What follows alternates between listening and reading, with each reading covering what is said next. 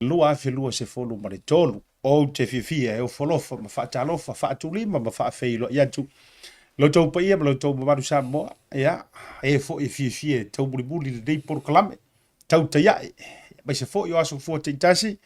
swinga wa ye fo i le tātou porokalame ia e ala lea i le tātou fasoa tulaga fo i o hiunga o falanga mai o tālonga ia mai lava i le lakapi o le soka o uma tālonga o lo o mawhai ona sila ia ile babaru lo telo le atu o le dei foi vai taimi a bese fo le weekend o te atu dei a talo fa bo follow fantu ile a swafa baru malo o Yesu Keriso se taimi ia o fa filo ile o malo fa lo ngia ia a o suli fo yo tu ba va veru ngor ma tu proclame bese fo yo le tau fa ilo ino le dei fo i proclame fo ia so fo te tas ia ile manatu e fa talo fa ia ma o to fa filo ia tu ia ma sa Samoa ia no du fa ti dio tu sala io tua bulima le tua va bele tua sa fe kai fo lo tanto tu i sauninga lotu le dei weekend ia penga e loku pe ki le loku ia pe te lotu le aso a jona i pe te lotu le aso sa o le ala vale aso ki loku ia langa le le tua o le o tato toi avatuli ma va fata e pe o le tala ia sa luanga mo tole mali to ke o so tuli fo e pe o le tala i le fono fa na fa dua malai o le mai le ala tau le lofa tau buli o tātou matai sili le langi. Ia se tai before i mātou wafe whaafei loa i au tōrung o le tātou poroklame. Whioi ma o le tala le lei, ma se fo au i la tau fo i wa tau langi i ai ma malu, ma siri anga i ai pa ia, whaalangi langi i ai, sa ma whai ngā o Samoa. Tama sapai o wale pai sina o ngā rue ngā le tua, mātou te whaatalo wha mo folo whaatu le reivanga o le afiafi. Ia o te whiwhia whai loa tō le fo ua mātou mafuta, ia ma le mātou au waa se tolu ia o toi ina fo i o toi ina wale porokalame o ta alonga fo i o le reivanga o le afiafi ia ilona a matalia fo i ia le tūta matau o le mafuta ma le fionga ia Aumua to o Vaega senta longo a le tātou maru Samoa i tūsanga mafutia ua tuana ia tu e le toi tau whaailoina ia a kipira kama le pasinga e peitau te nau a se ia emo mai ka malo e kolosi le mea ia wa fo iska ku sko i lalo le po tuga vale o le fionga i le pristine o tamatua i o le manu Samoa ia o le fionga Aiolupo tea po le fionga fo il fascina le Toleafoa Andy Aiolupo le o matou mafuta le divanga o le fiafia wa fo il tatou proclame morona tawava meina le divanga le fiafia ia fatu lima fatalo fatu i lua fionga lo fionga ile pristine ia me se fo il fionga ia Aumua o ia Aumua marole ya wai mai ka ko kala fai pe le aso ma le asa ia va tai foi le sila mai mo mai Samoa ile ma to po kala me fai pe ma long wat foi tu langa ta longa o ma vai ia ta longa la sa me tai fa ta fat ya ta fatu no te ranga xata ia me se foi la fionga to la fo ile fo a to filo i foi i lungo ta to po kala me ia wa foi le sila mai mo foi o ta to tunu sa mo man ta po inga ia fa ta fatu Samoa malole so i fu mon via le nei tu la laso alo tatu foi fantalo foi langa le leo le tua o ki kau va ia ku e te lua sangi fia io e wa jeli lo su tatu tu i Samoa po fia ko akele ungo kalo ko warang o tatu o proclame o ta longa so sta longa ala pe va guarde che oi se ela va makaya ku la fionga presidente o tamatua i o Bluwave e fia di che ia a hoi o fia ia o le la au le ole fo ia po a me ku ia mi se pia fa pe malolo se au me fa pe ia e no ka la i fa sora ko ai kula ngai me ia le ai fa tai o le ia so fo fa o ma le lo fo le tua i wai nga luenga i le lo fa mal fia mai o le li por meu fia le fionga i le Aiolupo tea por le fionga tole fo ona o manuia na cases o de yaso o le aso karo pe tu langa la na pe ia me o nga fo le ai o muso ka mo malo le e mai no waso no fionga oi manuia la fa ftai asiata ne yaso oi yo ya langa le yaso ka ya wala fo ya me kula me le weekend ya me for money ia malo lava se taibi ora mātou o la ia e tūlanga fo i o le porokalame e me se fo o nei vaenga mātou te fia whaasoa i ai ma le tamali nei ia ai mo la vona mo le ma to lo fanga yo wala ngol fa mo ta to por kala ia mo po ngai lo fa to telo ila to fo ile fo ko fia di o ka o po kala me o tala ta lo nga ma o maska mo la pepe va to fo ile fio nga to badino ri ele mumu ye ko ke le ri me lo pa ye tunga ri o le a ko se 5 minuto ta to ma ta o to tele ila to ole o lu ta to por kala me lo fio nga to la fo mangai ke lo kanga ko lango ya la pepe e ka ko Samoa pe ai kanga ka pe mai fa se me ya le le pepe ka fe la pepe le mangu ya mau sa awaro fa ngo nga Aumua ma to e foi la pam pe mi fo su pala kapia o ka mo fai wai ma to e pulu ya o ke ro ke ro au ma pulu a la o lo mo ko lingkong o mai tau ina mai tau mai la le tu a ma lo le au ka ma lo e ke vai ele ka ale lima wale vanga pisa i Yesu ai a fale ko o ke fiu fa kan kari ai rusu mai fa Pero Crusaders la au fa mo oi o malo i nga malo yo a wala lo o so si yo ma to wala loi yo tako Islanders ma to yo o ele yo na po po ma sangi foi ma ko ye malo foi inga malo isa me malo ya mo pone ba lo fanga le vanga o le fe di si fia fa le o yo lo fanga mi so to tero ila to le sangi fa mo ta to por club me lo fe ka mo ya mo le to le lo fanga foi ta po inga ta to tunu sa mo au ya mi si foi la fanga ronga le to ya foi yo mo mo ta to po kala mel ne ya so mo le ga fa lo ia Samoa va pe Samoa la langiato ia mi sia kama kwai kama sa ka alon man Samoa por au foi Samoa o lo fa fonga mai po kala mi po fia lava mi se foi ia Samoa fa talo va tuso ma lo fa fai le vanga o le fia ai ma to tele yo tu fo ia mati di sio mata upu pa di sio vai nga ya o na fa so ia o na ese ma lu mo lo ki vi ma lo ki fo la lava le wa lo e ma futa ba ye le vanga o le fia o le tua o ngong o mata upu mo ti ta no ina na ga tele yo ngo fo yo ta longa ai mo na so wa fe ne fa te ta tu company la ro so ia le tatou Tasi Market le major sponsors o le tatou Purukalame e me se fola unanga le tatou Blue TV. Now, o le kero sisi na mai, o le yo uluma ia tatou giveaways nei mo matai watches. Sisi na mai le malu le tudu. O le wai luma nei. O kamala ia o whapitoa la e whape nei lo na whainga. A whapea e te whaatau. Ile unanga whale oloa le Tasi Market i Messi i West Auckland. O le whale oloa le Papakula pa le whale oloa le GI. O le a maua io e mawhaonga ina se 5 talanga i lunga. Ia ona tusile ono suafa ma le numero lau telefoni le city. E te aka ai mo le tatou se i o le Sautama. Father's Day. Now, a whaapea e te manuia o e vilia kulapa e live le tatou se i lea.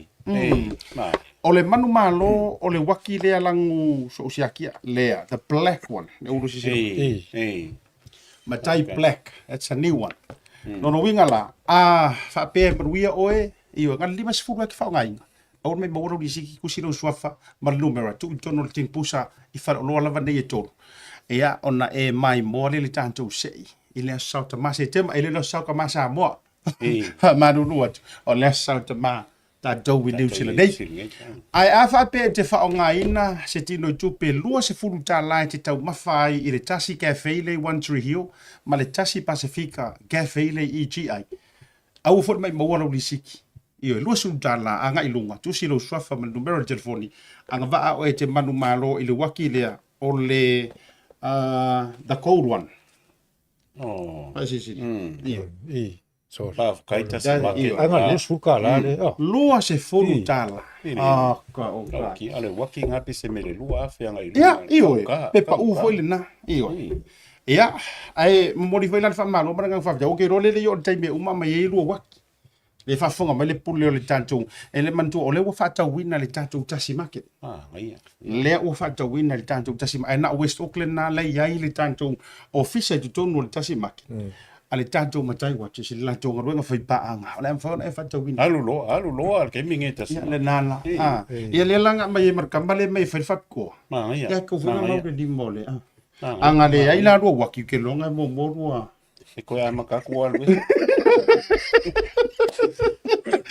Atalo pa tato Pacific Fori pa talo fa voucher le ngata fo ilea o le tato Samoa Tourism Authority ColourShops e matafele ia le ngata fo ila ilea le tato Maota Samoa Service Station se vaitele mo le langolango so ino tato proklame ia e le reivanga o le afiafi na ona tato watu wa ile malolonga fo i mai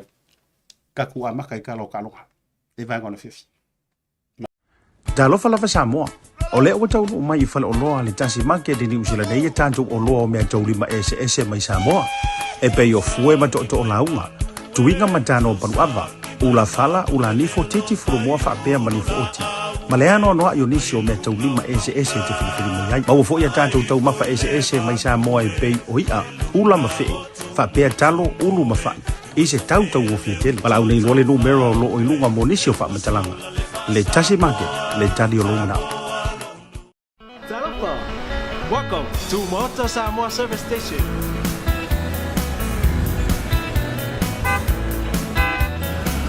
Talofa. Talofa.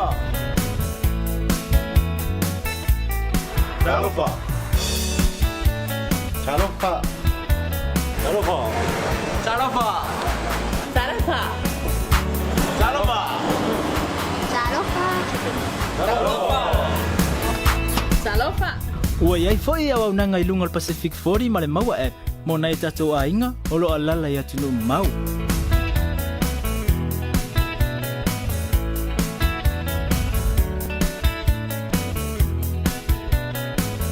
A tonte fia o na pia mo o Samoa. Pagatai le fio mai. We will see you okay. God bless.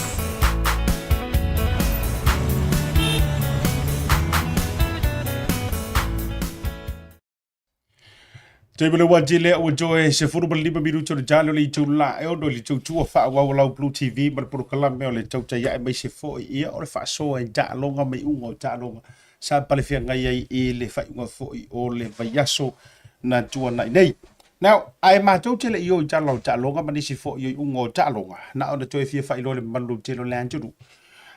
mai le vaiaso fo ma le anga i luma o le a tele ni swing o le tato por kala me o le ai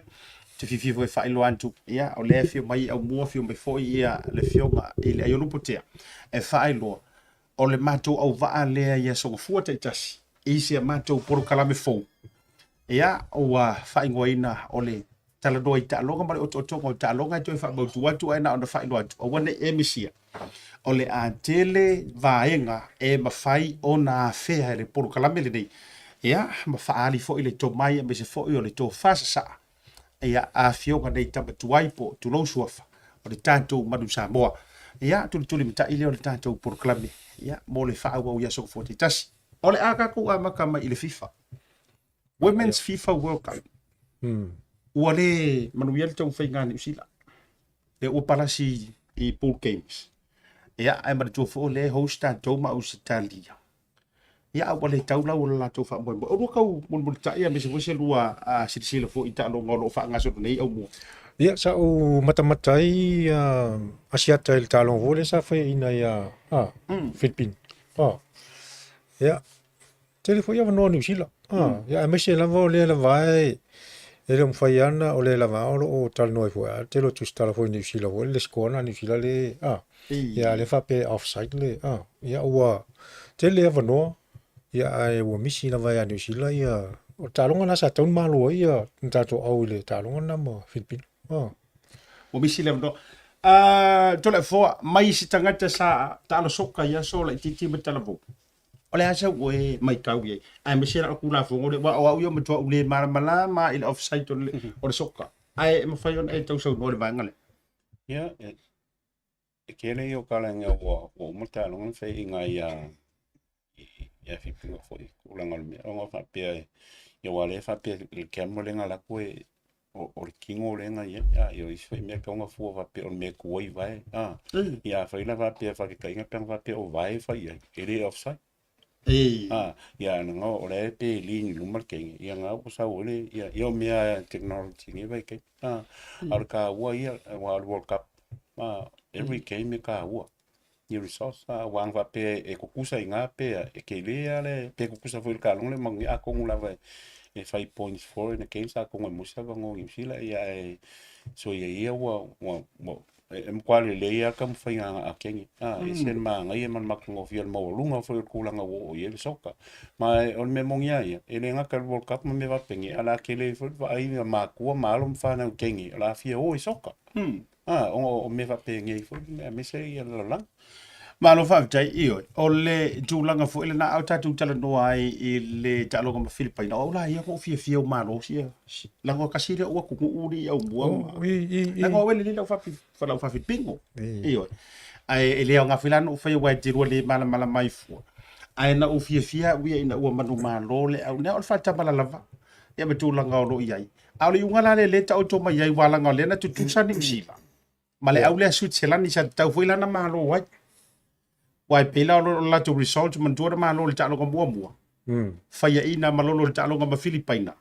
ya ai tu sa lo la tu talo ko le Switzerland le la o ma fu ai ona sau le unga fu le e lau te le ma wala le ava no o lunga su en finals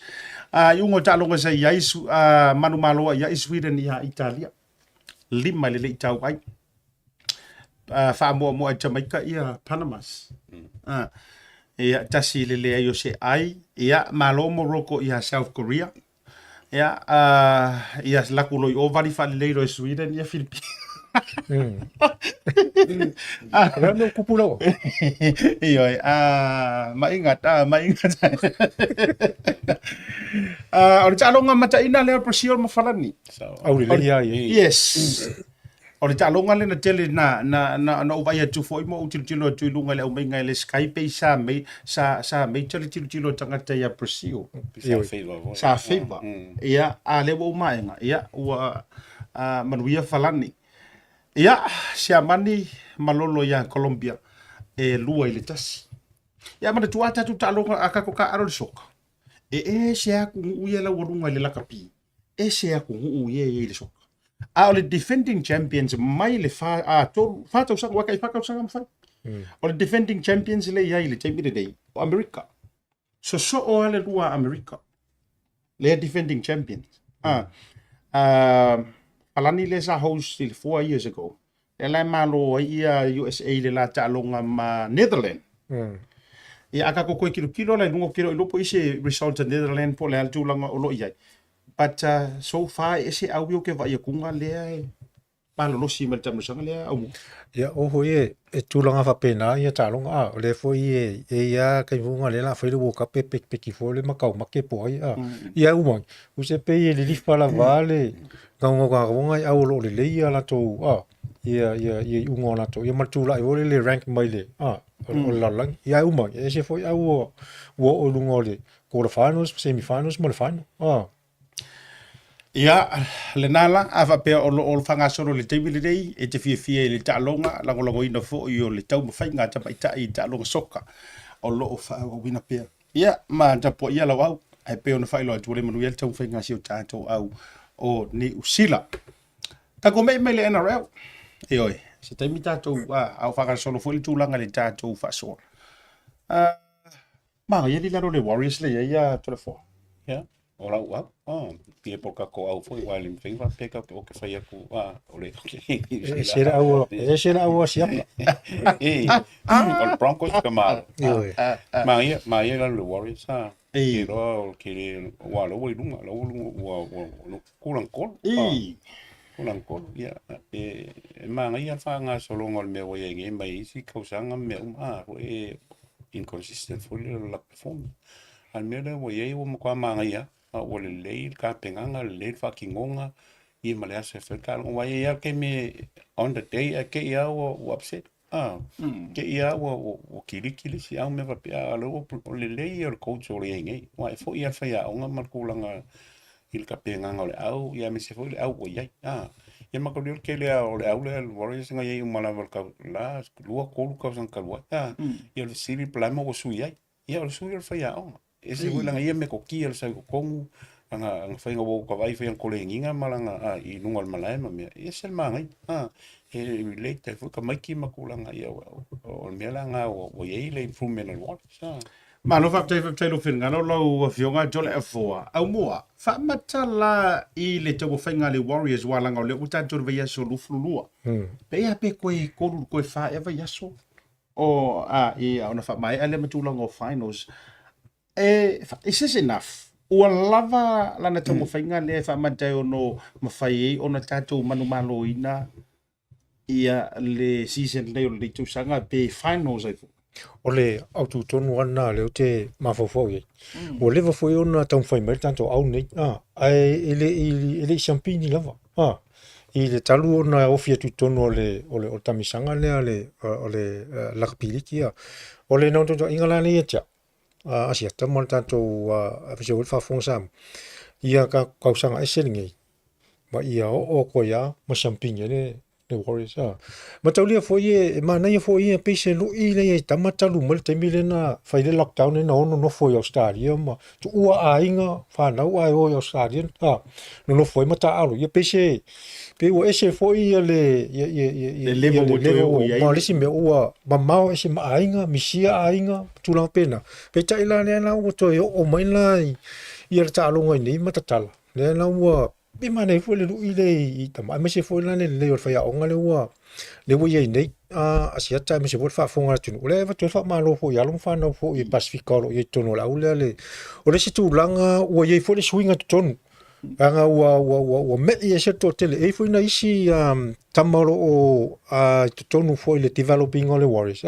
ia te masani e foi nai wona o la wa inva foi la ko o le e mo ke kala ngona le tu langa le foi le mo ko fa si fa mai po la ia wala foi ngai o ngau ki kil mai la kapi mo le o fa ku foi la ia lo la o ia tata no foi na uso ia o le ma o li uma nai tamai ia nai wo foi la involve te minele I le Warriors o kai mo foi ngi wo ia foi le pe fa ku foi le o fa ku o ka ua ke le ku manga team culture ke masalo foi e mo I foi o fa ia o ngamos ai ka wa mo minga ka funga le inga ia mangingoi o fa ko inga I uso ia o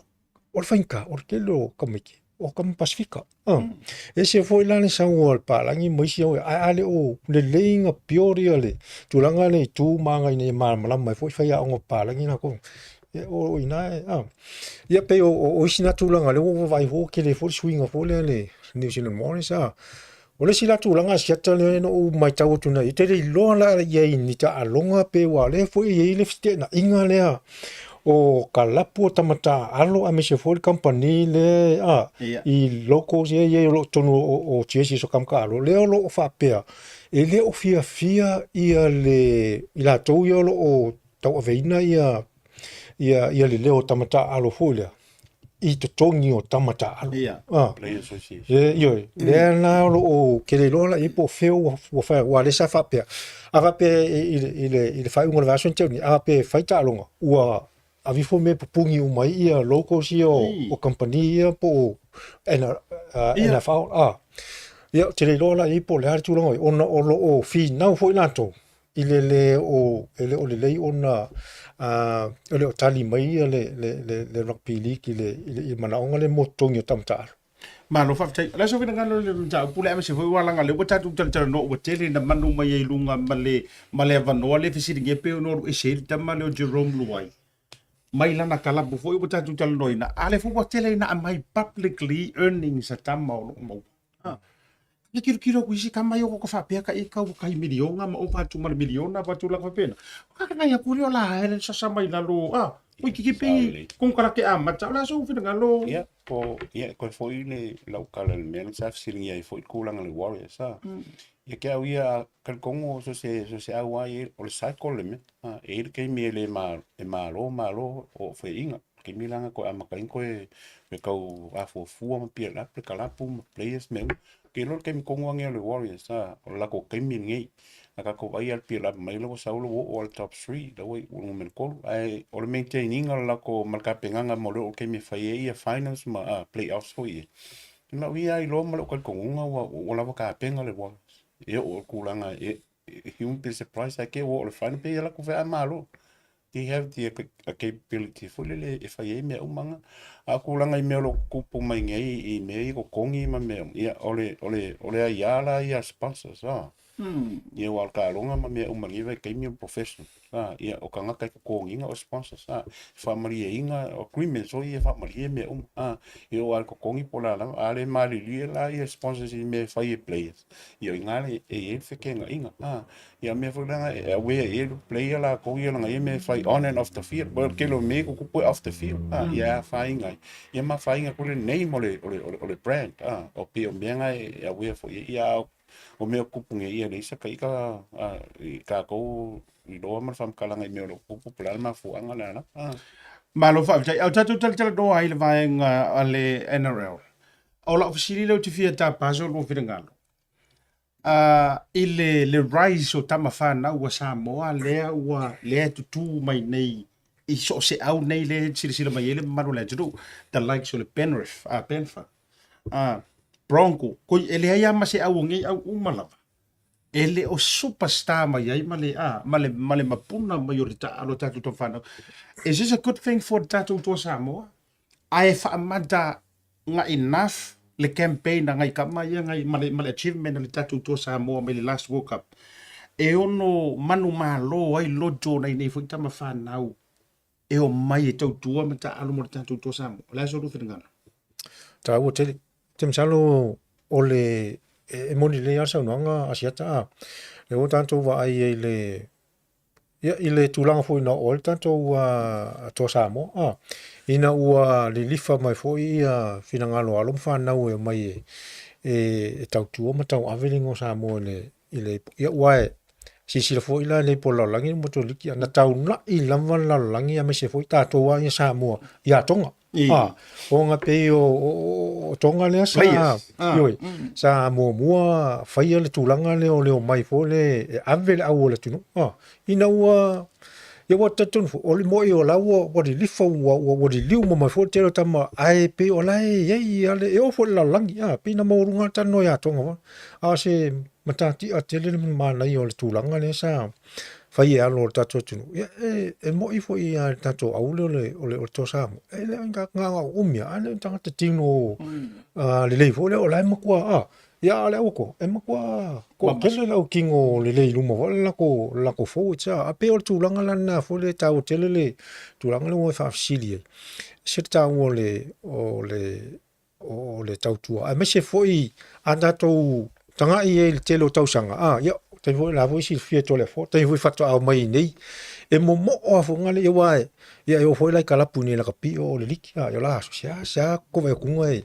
yeni ko kelen kam pacific a pe mo o fo ngale fa pe mai mau pe nga fa pe ko kelen kam ka ar ke mirangi ya e pe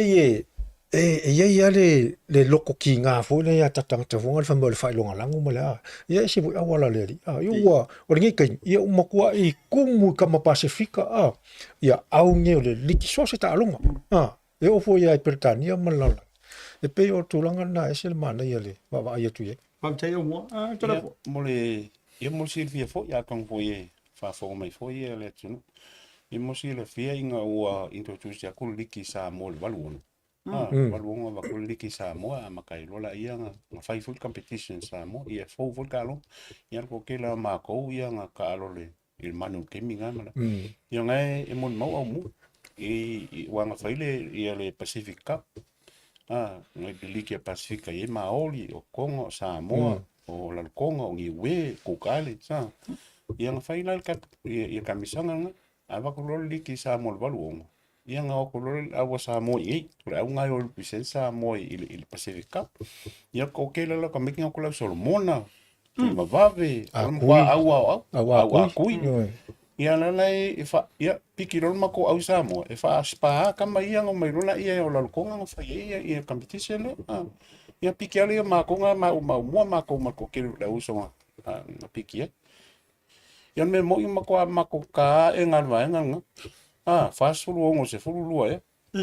on me la uku o piki o fa ka o la ngo mai va nga au fia piki mengi si o ma ko sa ngala ma mo sa ma ko ye ia la ve malu so ya fitonga ia o Lomitu sasi o pati maringi ile liki ma ko liki nga ma liki ia on me vola ia nga pike fola ma stau pa sala vesta nga lenga le sa ia ma ko ni ma ko filo mele la filinga ma la ngi sila ngoma so mali fo ia nga me ma ke ma welcome for ia pa ke pe kala ngo aku nga ia sa mali ki fo sa mali ki fe ma ka winga le fo sa mo ka longo lik ar mele ko ir ke minge to sa mo ko ka fia a ko ngo ai longa le sa mo le mika fia ir me nga o yel ka mo fa ya lo fa nga sa se longo ka ko ai sa mo po fia lava so se me so malo finga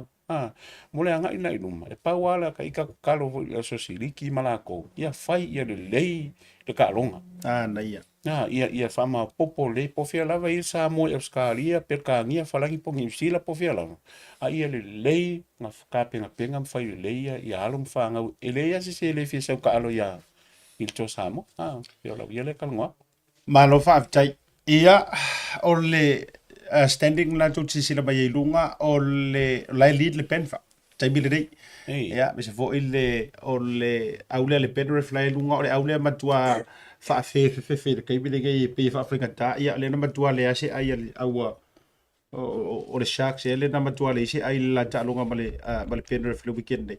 lona lua ia le au na le lua le bronco oi lona tonu mai ai lo ke so me lo au nga lua ia mana ia ia na por storm na to sila mai ai le standing ia e ono suia i le weekend na ai o le te talopea ia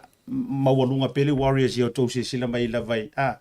i na ia uso nei o me sidi fo lo ko fa fo mai Samoa ia peanga o ka fawa ngai i le likiesa o likiesa mo re ni e o ni inga kai ai se uma matu to tana no ai ioi po le mena o sa o liki por menga liki o fio mai ia tunu fa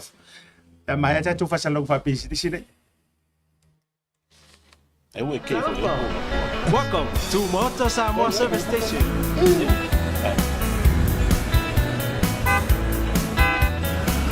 Talofa. Talofa. Talofa. Talofa. Talofa. Talofa. Talofa.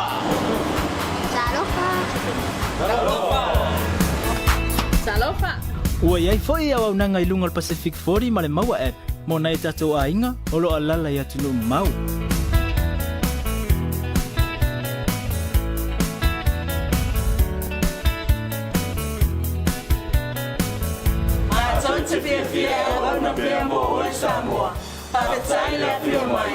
We will see you again. God bless.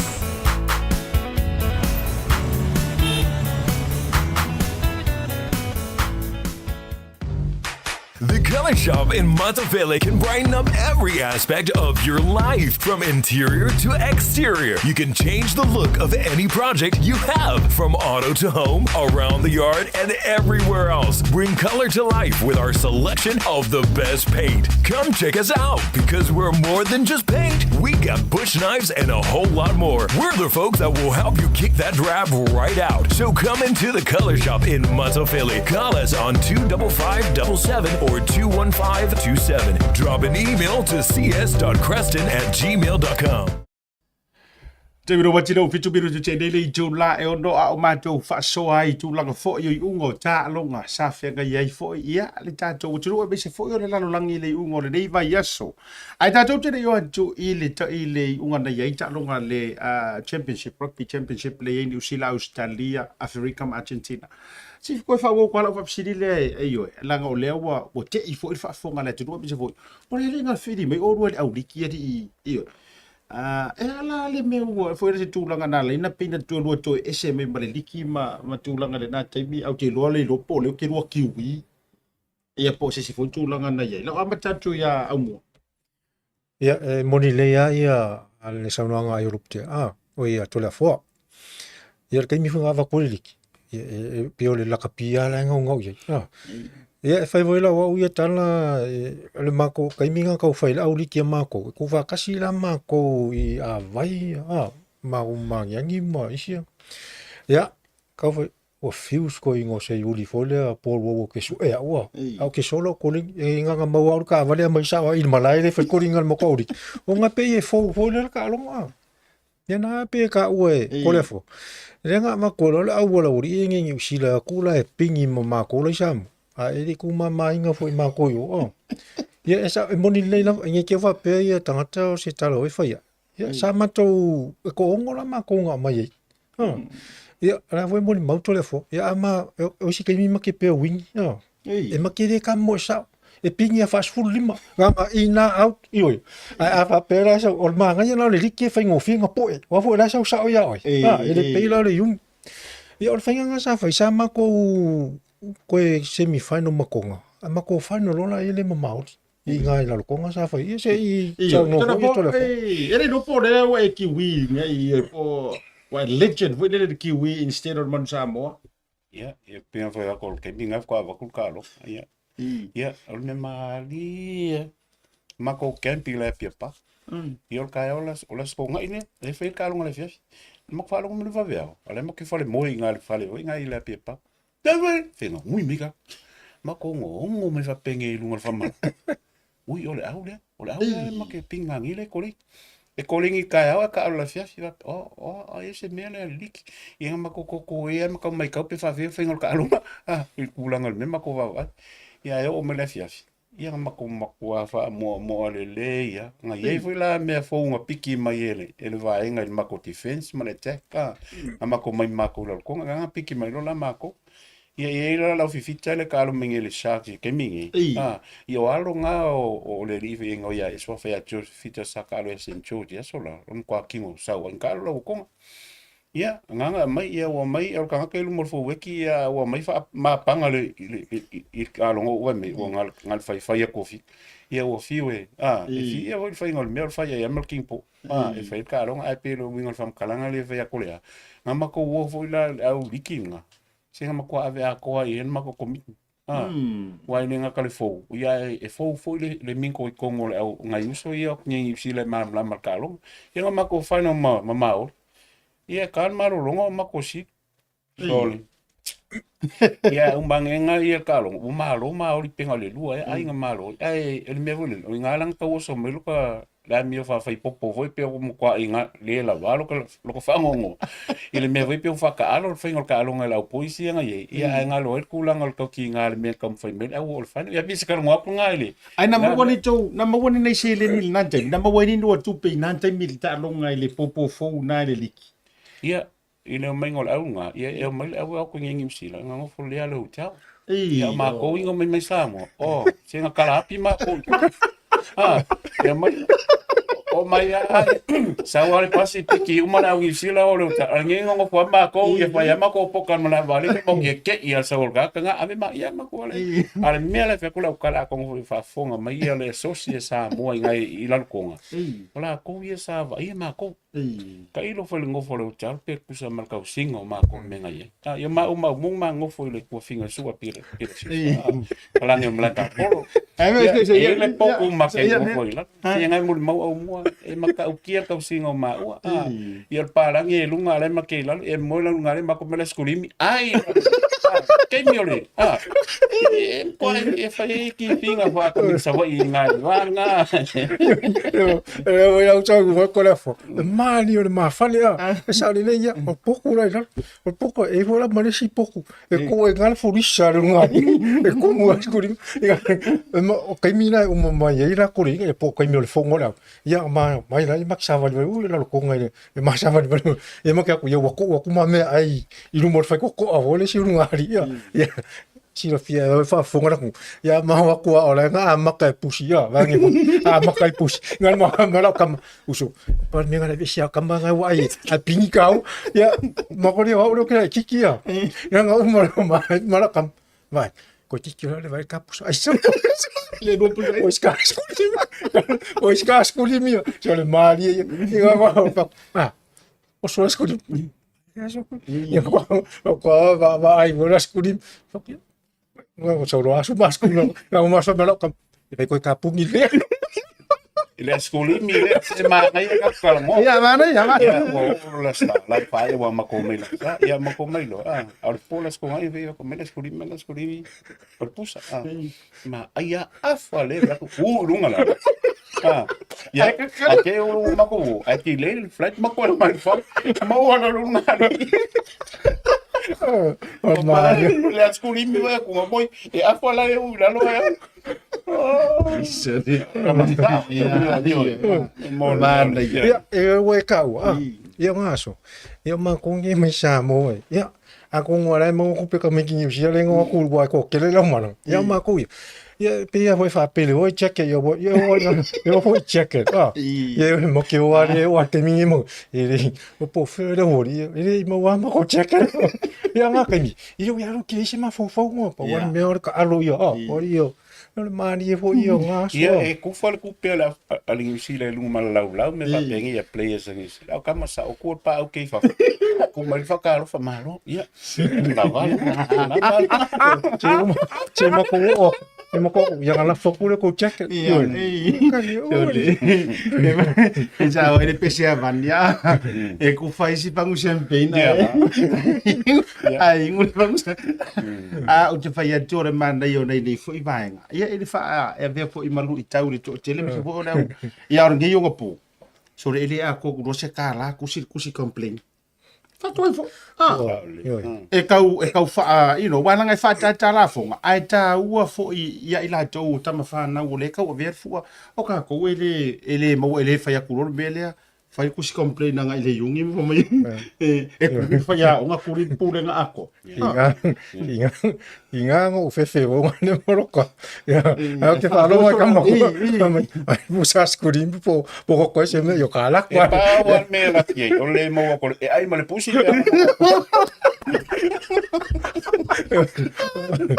no winga ka lo fa ya o ke ni ya lo wa ka o ma ka ma si o so ma ko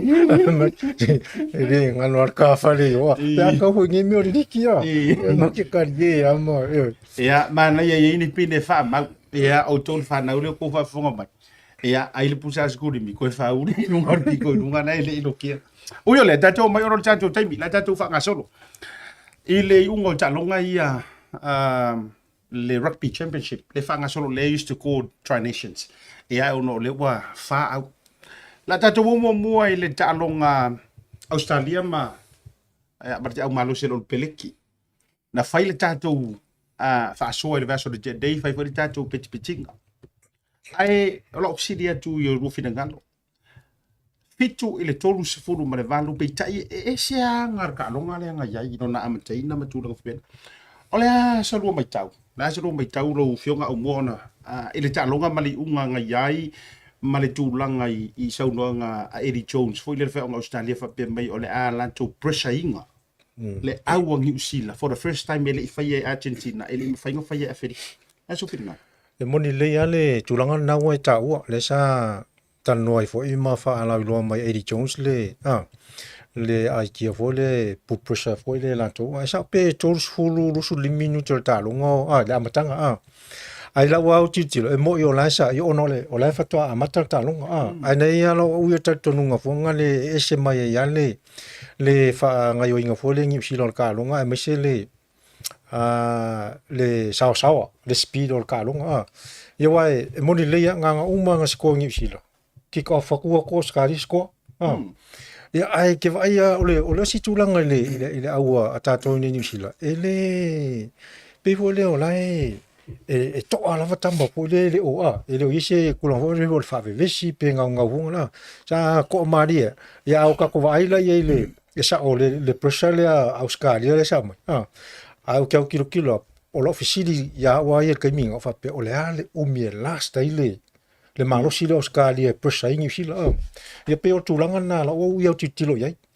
ma lo fa tai mo telefone ile luas fulu mingu ke la makanga kalonga ninka ko vai ole au ngalo ora pise ka ngai ai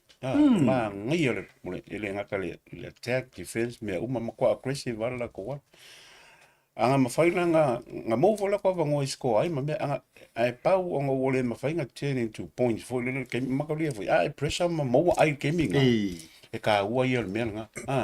ya se mungu al kasila ko sko nga mo me fa penga ya ala kalkali ngipsil kalkali kalianga o lo ia saulo kua malele wan me sawa kwa mama wale le fitness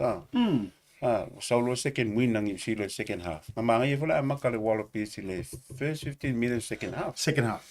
Ia ngalo lo fola ia wa makalonga mavai ko lunga la fitness wa oki fitness ia oki a ko ia la decision making me fa penga makulanga me ia saulo malaula vevea ia very unfortunate la veo o cap king ia le uso fo ipola tele fo ia el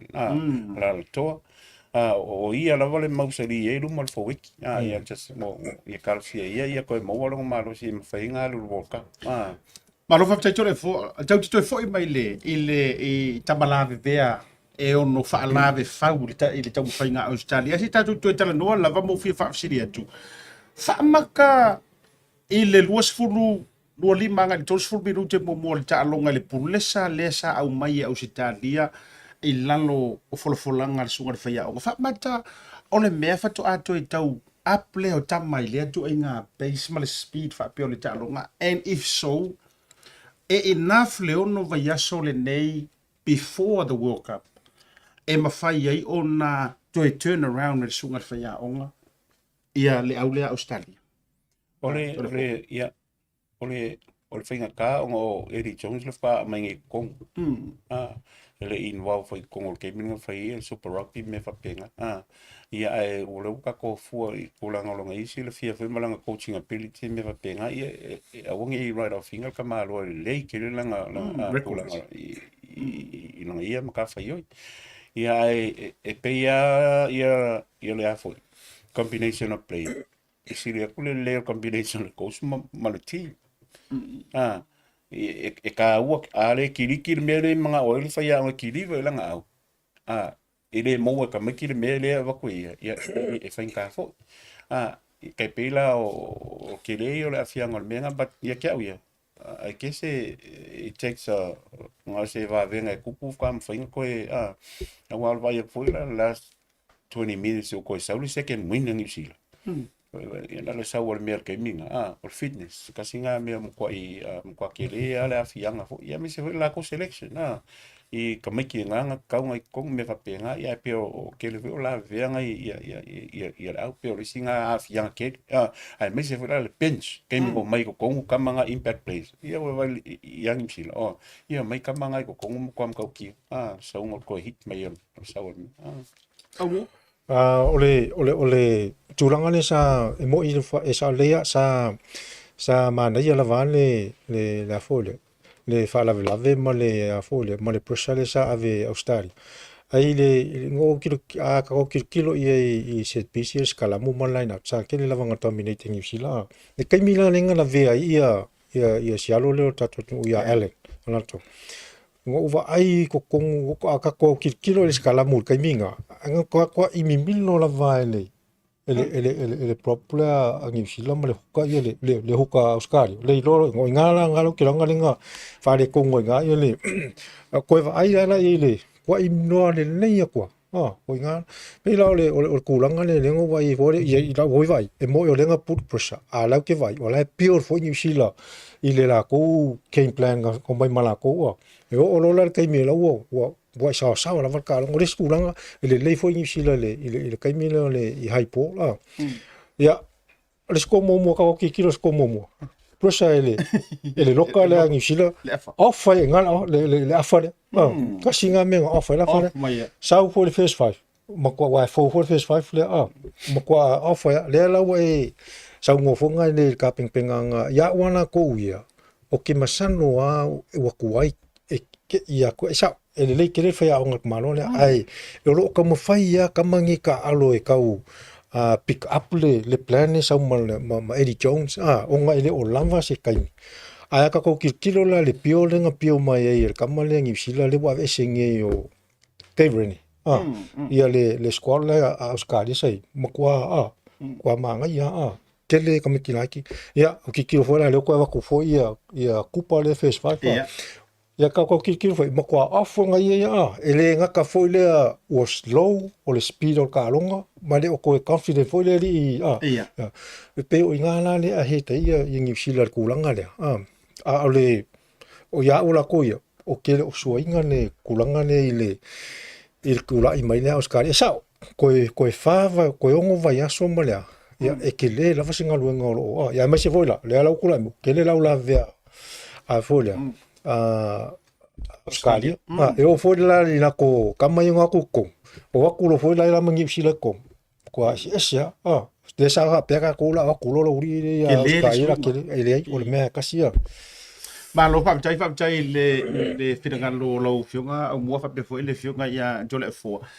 Wa o le visili la walunga le na. Fa mata ua fai au se talia se fai unga sao e le faati ai no le lanto fia onga ia e le ka kile ka iko o ngole aponta ia New Zealand il sunga Dave Rennie. Fa mata wa o ile la pe la question ai le tulanga ai mai se la vai fa o lioli nei vanga uma mo le ipo le la lolangi. Pe fa mata sa taula to tu pe se vando iai ia Dave Rennie e te kaile au iluma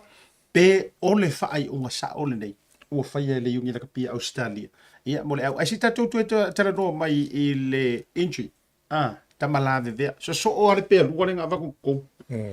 o le kapiteni le alo le tatu butiru ele na la tua so o ko mas kama konga leo tupo ka ke va ai ku mangu anga ile wa usi tangata experts tu langa o injury ma tu langa pena ai wala vala kilo ku le struggle le wori ia mai wala no mai tu e ono antangia mai a fa pea e tau umi tu langa o manu anga fa bende e ono tau ye se fa fe ta pena nga Australia in terms of like key players Toleafoa Saule ia wa Silvia foi so se injury ai so skalonga e ele pilio ka vui a misela work ele cara update foi eu o ngau ko foi lang fitness po o nga fa kiele alu malea io la Achilles la veo ia it takes o kamala ngai fu la ia okay lo slim male vango ai mo se vango se akali aka ki kilo foi ese o me pico sira fa inka ke le fie ka usanga le kam fai mai ai o ka pico fa ka usanga ka ko fai ia lenga ka alo ma ia le la o me le kalango ingisi ikulanga i me ia me fola le fai a onga penga ka ko equipe ia me ngal fai inga Australia o le me fai la ko ma kulanga me aka ko fua kwa e kulanga mi le sikile plan mo linga fa malo ro te sko ima kulanga me ngai involve ke le kula ya pe o mianga ka ke lo wa e sel ka ku ve ku fa se me na ku ko ngoli yungi ve Australia la to ya Paul men mal kalo o le se me manga e ke o le history le ka longa le ngoma ku nge o nga kap kengi mai ya ari sa ve o Samoa i la o Lopez ia ala la toa i la Australia o mo koi esen manga i nga kala fa sul pico foi la lagi mala la kapita ma lo fa jai sir muli le talonga leo na tatu fa ka solo le ile le so ko New Zealand e wa to tasi talonga leo le fa ila so to dai Dunedin ile o le fa tu la ka ba fa tasi fa talonga le o ai ile lua sila fa tamata alo fa manta ile tapena ngale awol ul peleki mai ana talonga tolu nei fa tapena mo le pololange is this good enough e ono secuai Tautai au so nga se bin le finals manu maloina le World Cup base lungo talonga nei tolu le lua sila fa tamata no fionga ya ole ya wa ya lo titilo wa tele ya tapena ngani fina le wo ya pa watu langa fona le no le I mautu le mai au no le I fitfilia le au mo le woka ya pe le wata tama ya tanga tauna na yai ya ai e foi nisi fo o so fo po tamata alo le a misi ai la o titilo yai te le se le son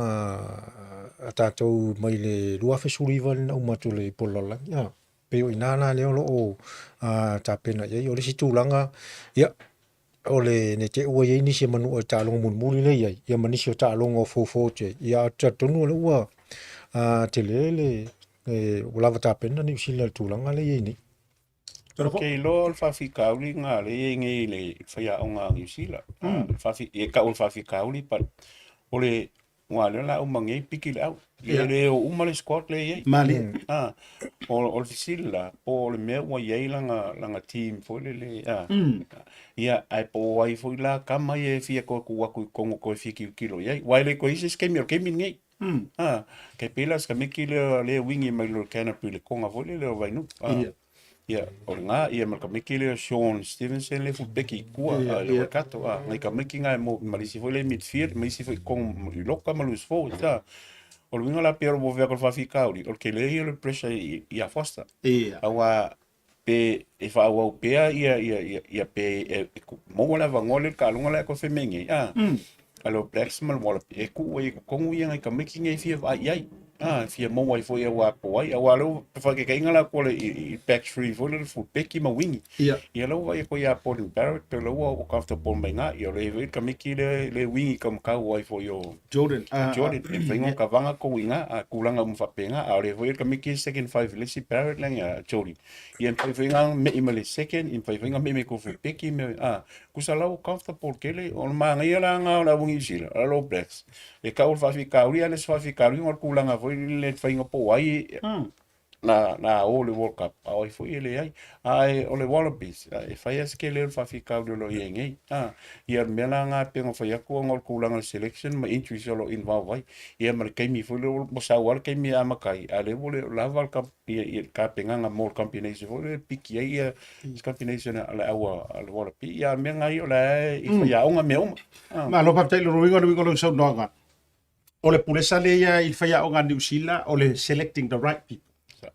But he's got a lot on the plates. Like ele kama ka alo lava. Ole pulesa le fa sanga i Australia. Ore kausu e loa leanga ole u a matau na manu no. Ia key players ole la o mala vole ai la vele le la to cap king. Kamo mai ko hupa. Le ole ia se talo nga sina ali foia. Ia ai talo se ia neo ia tatu bo mai ai tau teli o tuli talo nga ar manu Samoa be se fo ta pena ka se ia ma le tula ko tatu por klami si tatu wa femo mo Argentina ma Africa ma ngai ke le ka longa le Aumua ele fengo fi sa tau va la ma tau tino fo ia au lu talo e wa fo yo au nero e se le a ti tiro fo la au nero o Africa ma Argentina e se tino le yo la tole ni luma ai tu mai na tu backlines e ngai ka mai kanga ka ku so fa kingi ka kai ai sem tau tio ta longa ia ai o ke kari kongu anga fi na mo fo Argentina na to malo ia le vo ele la kila ko ia Africa fia Africa o malo e pe o le tulanga la na au tonu fo yo la fo e pio fo la ko ia mo le ia me se fo tulanga ia i tamai fitfilia mo le i pola lang. Alo fa tai Aumua Toleafoa. I se bai ngai falo tele so pita. O matua te le swing o Argentina wa ye. Fa tu sa le debe na ofi mai Argentina ko ngore ka musanga le. Ole awa ia le ole awa su e malo. Fa tu fo. Ole debe le dei mal improvements ole fa ta ua le. Ole au mai o ta o nai au fo ie e ku ko ngo mainstream. Lela la so vira ngalo. Sta le ol ka wanga competition la ka le Argentina. Ola iko kongo Six Nations for ole Northern Hemisphere. Ia ole la ka alo every week. Ile pressure ile level le ka longa. Lela ka ko vai. Ia le sa Argentina kwa ele ko va pe ko mama se va Argentina mal o blacks mal Wallaby ia le ma Afrika au le fa penga vole en langi mas ko ke langi mala moyos la ko ile competition loka alwa so ia ke le yo le ile nga ka ver ka pe menga sa ngo me Aumua no físico ka nga ka makingo le por me fana a kumela ka ko au ile fa pe fa ko se kusa pole al me vole le ka ko ia o kangaka ua kele le kingo ia le parengi na ia punga me foi ia le pat mun mai ku al me nga mia ia le lei ia sau kangaka ua lava ka penga kangaka la ko ia no kingo ma fa me ia artist sa le ia ka ko kolongi le ia solo le na ia pu foi fa vengo via keming ia Wale o toi eise tu inga wala mai fai ona tanto. Ja, misen me e ko foi ai ko ile yungi Argentina mal development ma me So is orkede nga lunga ko pu Argentina. Which is a level reward level ai Argentina mal lang. Ile nga lunga lo fai ko Argentina la kapi. Al fisil nga kai pe ka ko Samoa. Ile fa pe ke ya o mangu ia mang Samoa. Ai ka e makamela. E makamela fu mai lunga le me. Ia no Toleafoa. Le ota ua nei na le te fa sili fo le I sais matino tamane Afrika e ala le ngana ngal mako vai ke mi nganga le nganga fu sa si ke mi ni ka lunga le fai se king le fai a se king ol ka lunga yo sa le ya e wala ngala o le te sau noa e fa tu se tonu fo i tu lau fo i fa fo ka wala nga i lau fio fo au mo tai mi fo e da alo o ele sika ka pe king ora ikiki ole au e ama tu ale fe tu lango le pue ya so i ka kile lo ka ika yo ma ko yo la nga ka mu ya ka kile ngo si king po ala ka fa pe ka ko yo ka king o ese ole ai ma fai ina pue ina tanga te tunte yo ole nganga sa e la vai kai ele o fai king yo na ona te toa maro lo pupu le a foi mai tatou fa se tatou tala noa ile au ore tatou tu lau manu Samoa talofa lava Samoa o le o tau mai i fale o loa le Tasi Market ni usila nei tatou o loa o mea tau lima ese mai Samoa e pe o fue ma to launga tuinga matano panuava ula fala ula nifo titi furu mua fa pea manifo oti Maleano no ayo nisi o mea tau lima ese te filifili mai ai mau fo ia tatou tau mafa ese mai Samoa e pe o ia ula mafe fa pea talo ulu mafa ise tau o fietele pala au nei lole numero lo o ilunga monisi o fa matalanga le Tasi Market le tali o lo manao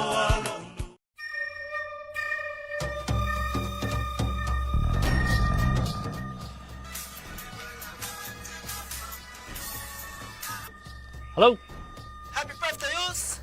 Yeah, happy birthday din ko makiva. Say, may kala mo vine kway. Amang yung kulos fangao mo bakulo talo fakagjoy celebrate los fangao yo sa misina. Sorry, if you po. Sorry. Ang aming kasi los fangao if silpe if po. Uso, kan yung ko kong member fufu. Yeah, okay, so ifo, pauso. Thanks, sis. Send love to the family. Okay, bro. I love you. Love you. Maroso. talo ko welcome to Thomasin Maro. pe Talo ko bacha.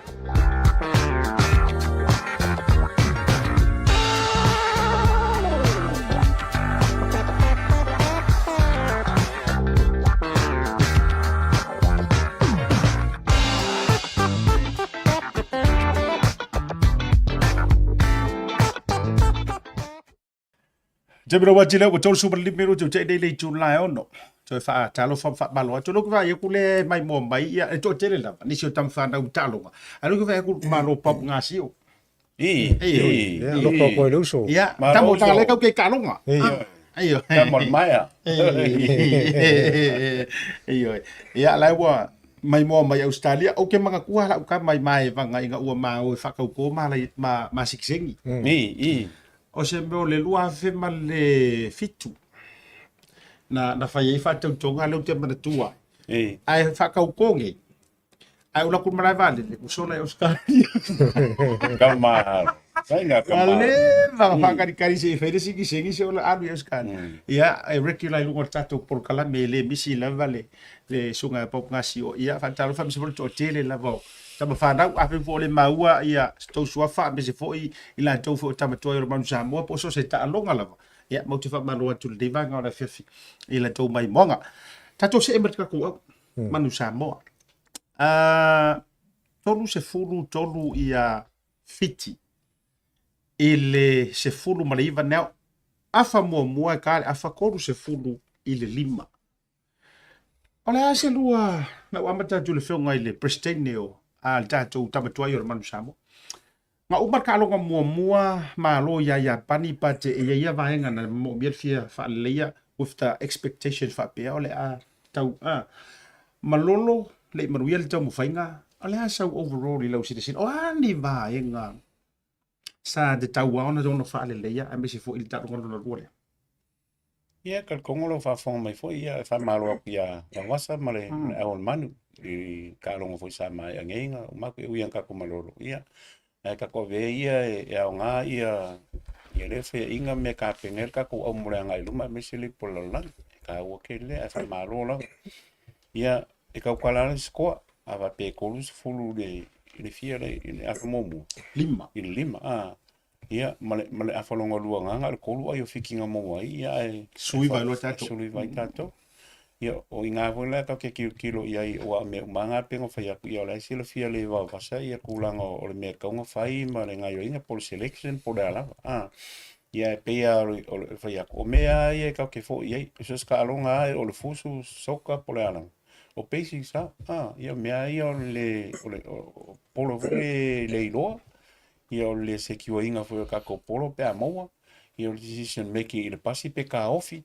pe kiki polana ia o fiki a e kanga kiki le polo ia le kiki fo le i ma le pressure pe ia ai nga kiki ia e run mai lo e fiki kulanga o mianga pe ia malka ko defense o le sianga me kele ka kaunga ko nga lu ia fe a foi malka ko au ile fainga ka ko defense wa a fale ko ka defense ia nga sao mai fiki fafo me va penga ia ona pasa ia ko lu ko me kia pe ko lu kasi ia ko me kia mo le o lo wala pe fiki ia ko popo aku yo karo ia mianga fakte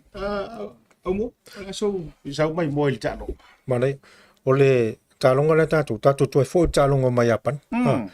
O mea fo ia le safa le tunu tatu. Skalamu, line up, set pieces. Eu fo la ko defense ka kelinga break e apangil ka ko lenga. O ngale misi ka ko teko. Le fo la ko kupu il kalonga le ma fikilas ko ngaya. Sau fa pea o le anga lu ka ko au. Ale vai. Ke le na mo kwa ke le la mane le kula i mai fa fika uli ia o set pieces la valing fa le ko ka ko skala mu line out break fa fia foi fikil ka ko lenga ke le mistake ai peia la o ia kala ngone ngo fa ko ile ko nga ka alsa ka fa ka ko lenga fa mai fiki so wa fa ia fiki ka ko ruma al ka longa ele fa fiki fa pe nga ka ko o le ka alo afiki kan fai open foi kan fai sa mo a mai ko kongo ma konga ar kulanga le o sa fiki alu fafo ave luma ko kusa ma me uma ele va pela fu ngari kula mo sa ko pe le anga ka ko alo fashili wala mi ngane ka penga mai lenga le mai ka longa mai apang ale wo kele ile le fa le kongo mane kulanga le ika ko skala mu kulanga penga ka ko ai ile au fiki so makua e mafai e fiki o nga whaka mo e ka alonga mawhai e fiki nga mai ko nga ka alonga whatait o fiki ele fifia i koe nga ka alonga o le kongia i faf ia ka koe vai fola a sau fola lenga kua break e fiki ia lenga kua ele ka alonga ko si koe nga alonga e presa ka ko fiki ele kikia fo ka ko polo put presa i la o fiki pe vola ngo whai aku i la o au ia mga honga le sakau nga kwa controller fo ia ele face 5 la fiki ka long sa fa pea le ngo fa ku sa ka ka ngo prosa wa fo ka mo dikile o nga le va pe va le ia ma se me ga ko o ngo le fa ka ko ngo o nga le se polo o ku langa nga le sa o ki kilo ko ka long mo va pe ia e ka ke fa ngo fo nga o nga ele i ku sa ka ele ka pe ngo me ka ko a pe o silia kula le alu le ke leo fale ko ngule ka ngole mo ya pang e mo e la fa pe mai o le sui ma ala la u mo ko ringi mana ringi va yaso mana yelo pita ngalo Aumua la to tawa tu le vai ngale ona fa le sfi ngalo lo fio ngai de prestige no tama tu wai fitness o le bua le o tilo la va u tau le nei va yaso na o mai tau mai fo i ma o sa i tu nei disi fo yo tama tu wai fa so atu ye o lava le tatou fitness ma o le hafu i se vaenga e ono suia i le vaenga wa o ke loe pe on e sau no fo i le tatou proklame na tuana i atu le version jete e ke sela loa le ai a koa se au nga o me whai e rungo le malai o se vaenga e ono nga lue tele e le tatou au le tūlanga lea ia ole tau o tele ai a tia wala tau peno fatu momo o le kaiminge ia a ka uko e fia vai aso le woka o le fitness nga o le mea o e fai ia se longa o le kaiminge le vaka ai o le foele pikinga o le kako au le pola langi a le tūlanga ia me kau fitness a wha peang o le vanga ka alunga kuna penga e le se me pole o le kaiminge laringi o kele o loa iai wha fesili fo ia una ko ia pole mea ele o ka alunga ka ilanga se laupasenge ka unka alo yongo e fefenge ke wala vea le pikia le woka mana ia mira ai le o se nganga nga konga ia wai e ka wanga makwa ka alo ka u kele ka alunga ngi a me se fol fa kulanga foi male ranks ka ko au le fa kulanga au la ai au la ko e se ko nga mafofonga Ele ia kai foi a Toleafoa ngasi fia ko ele ngi mau fa penga o me ko ka alo ia e ke ila o i se kula ma penga ai ke ula ko o me no fitness ele ia ula ko ele ai a fa pe o le o piki ma ka ko le coach o mai ia wala a fa pe o le ngo ko fa kasi fa le chest ma kula ma penga o nga ka ngoi lo ye le nga fa ila ko fitness chest kai minga ko i fa kasi lau ia o nga ka ngoi lo ma lo fa no fiu Toleafoa Ia o ngo peki malo ka koman. ia Si fie foi la peki onga ia o le World Cup mul mai. Ia pe e walu ma fo fo onga ka longa sa fie ku Samoa. Ia pe aku ma fo fo ka ko o le World Cup la fai. Ku mai au ko ku si me ai fai o le fai ko ngo ka ko ngu. Kali ka ko ngu mala ku manga onga mal ka you know ilo winga fam kalanga. Wa ese ka ko ma fo fa sa mo mal ka ko I kulanga me e fai kulong ka longa yo. Abo ka ki kilo ka pe mul mai. A ki kilo le fai ka fang mo ka lo. O me mala ka penga il fitness ma me e ka ki ko ka pa wale me ya mangel ka longa le pe pa ko malo. Pa wale no matter what. Por me volanga ka pila me lisi me o vai. Ya ka ngi il fai ya ka kala me front row ko kuskusi mai lima. Se au furi le lo pola se me fai ia pe ofisia fa ali me vai ko kanga ko ia la fai kala ka pongi nguku ai alu fai lo ngaru ngai fa you know le singa me fa pe solo o kap kengi o kap kala no ele va pe ka kala I kulanga me ai le ma ngai o fe ko vai lo plexe ko fe o fa pengi mai di ma fai e kala ngoala ko ia halo ko fai ko o me le vai ia nga fai la ia kulanga saul polo e pa o kala ka kala Ia ngalo ka fia kanga kwa kiki la ka TV. La me mo ia. Al me la nga e kang kiki al fitness me mele kala ngo ile ko isi kaimi. Yes. Ile ko isi kaimi. Al piki o ke alu World Cup me ia. Ia mul mai al me ngal fa. Ai ka alu mo ia maro ia fiki. You know, one game at a time. E pira ia o ia mala au me fa penga. Ia me yo skis me pepe sa nga fa ia mo. Ai ia lenga vai. Ia face five fale. Ia dise me fa. Ko vai competitions ng kim. Oli singa me ia e sava vale ko ka ko o fiki sol ko nga me fa penga ia o me mga kilo ia ma ia ai o kala ia va ai ko fo ir fa fonga me sa mo me ia o ia ka ia o nga ma lo va tai e se vai ga te fito e fo popo Aumua o me si la fa fonga mai ia kam ka a wongi ka LTD ko le forza ko le Penga ko fa ko TV ko fa ko ia le nga ele sili le tai le tapu ai a fai sala fo ina so puro so langa upu I faleta na fu ia ti o tau tianga o mai mol fa to masang e sala ile le fia li langa fo ina ia fa ia ina o le nau tai ngai le tatu malo ai mai se lava o le ka longa le o le ta longa na fai te tono o le tatu tu o le si vai nga ngo ai ka ko manu Samoa Aiolupo ma Aumua se ore ko ila ri se fiki ri se pu la yo putu sa o te fai tua now o asola o kingo ai o fiki ele fa pega sa wala o fiki kingo lai ki mai Tautai mi o koria ka ngai ko fa fe ngai nga ba sia ka mau o le sia ka mai kiki ka kia ke lo fia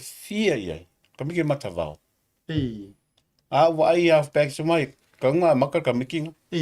nice he proved himself ka nga ia kulanga me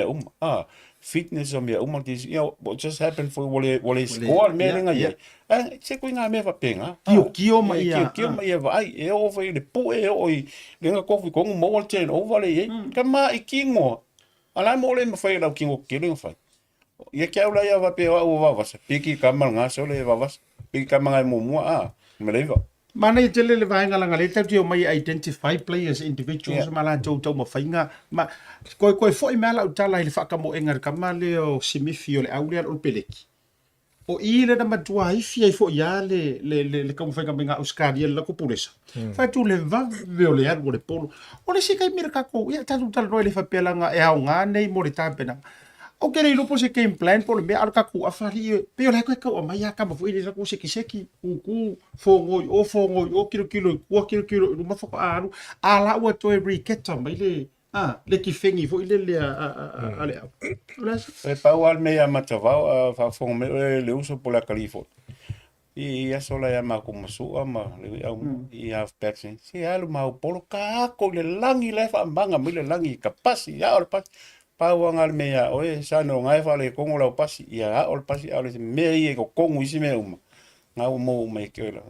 mana ia Aumua ia ole tulanga le pe wa ta o hole Toleafoa ia tamawa fitfili ole soi nga fa fili fo le tama le fai langi ia sa mana ia la valanta alo i le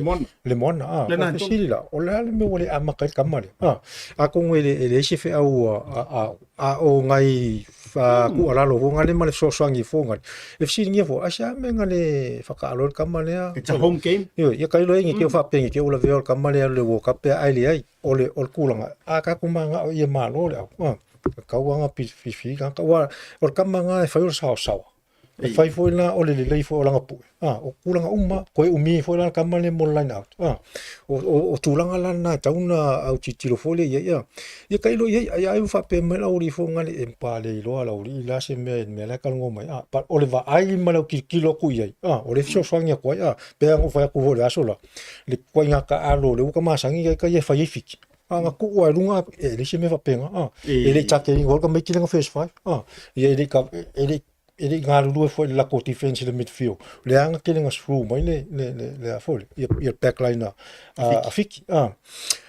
le ku langa so ele ia pela nga isa ngomai fongole ma mi ka kama fongole ai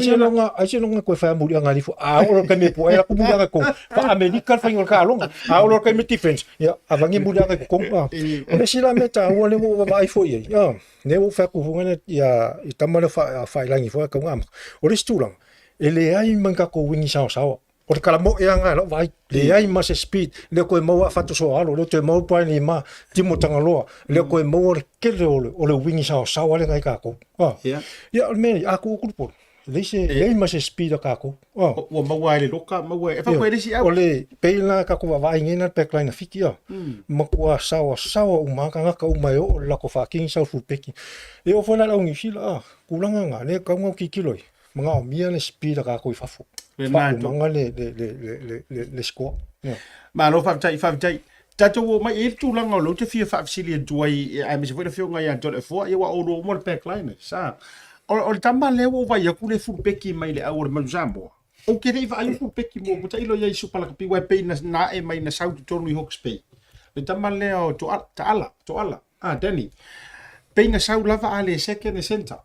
ia matulanga le fo na ia mo na Pacific ale mo so o ata lo ngai fu peki what you are taking na Aiolupo me se vo tulanga de ina ia na missa sapo fo na le high balls me tulanga fo penale fumbles ia ole o kalkong fo kulanga lo fu peki ia ngai ese uma ia rolls al face 5 kulanga al fu peki ele fa ngofi ele se kulanga foi fa pe o ngei ko mo pe fingi ngal kolu fa ka longa e fia ka usanga o ka alo kulanga onga minga la fam kalanga onga ol malai a ko e ka va pe ol kulanga me foi e defend ia ngai kal ngole la wingi la yo vai milisi kasi vai kolu ai vai ole lu vai kolu malai because o aki ki mai po fe e ka vanga umanga ku ol me fo ngal position no play mal me ka u al full pick olo anticipating ol kalonga malo reading ol kalonga malo va okay ol kalonga lai ku o to siwaki ki mai e position fo la me ki ku ai mai kalonga fo ia ene ngaka i la wingi la i o lisi ku ya kalonga fo i no malo center malo seke i ku al backline ku langa ka vanga ia ka va uma communication ka ia ka o fo la kam isa le ia on menga o wanda va pe pola me fo pe ki ia aule ia ta kan full pe ki wa pengo fa ia la uia vai la ia finga ka kala ngoa fa sawa ele se kulanga va pe ke awa mai pe mai kanga ka ku ne kwa ise it's a totally different role o kai minga la wali ko pongo la kai minga la ka vanga ku me uma ma lo fa tai Aiolupo tato mai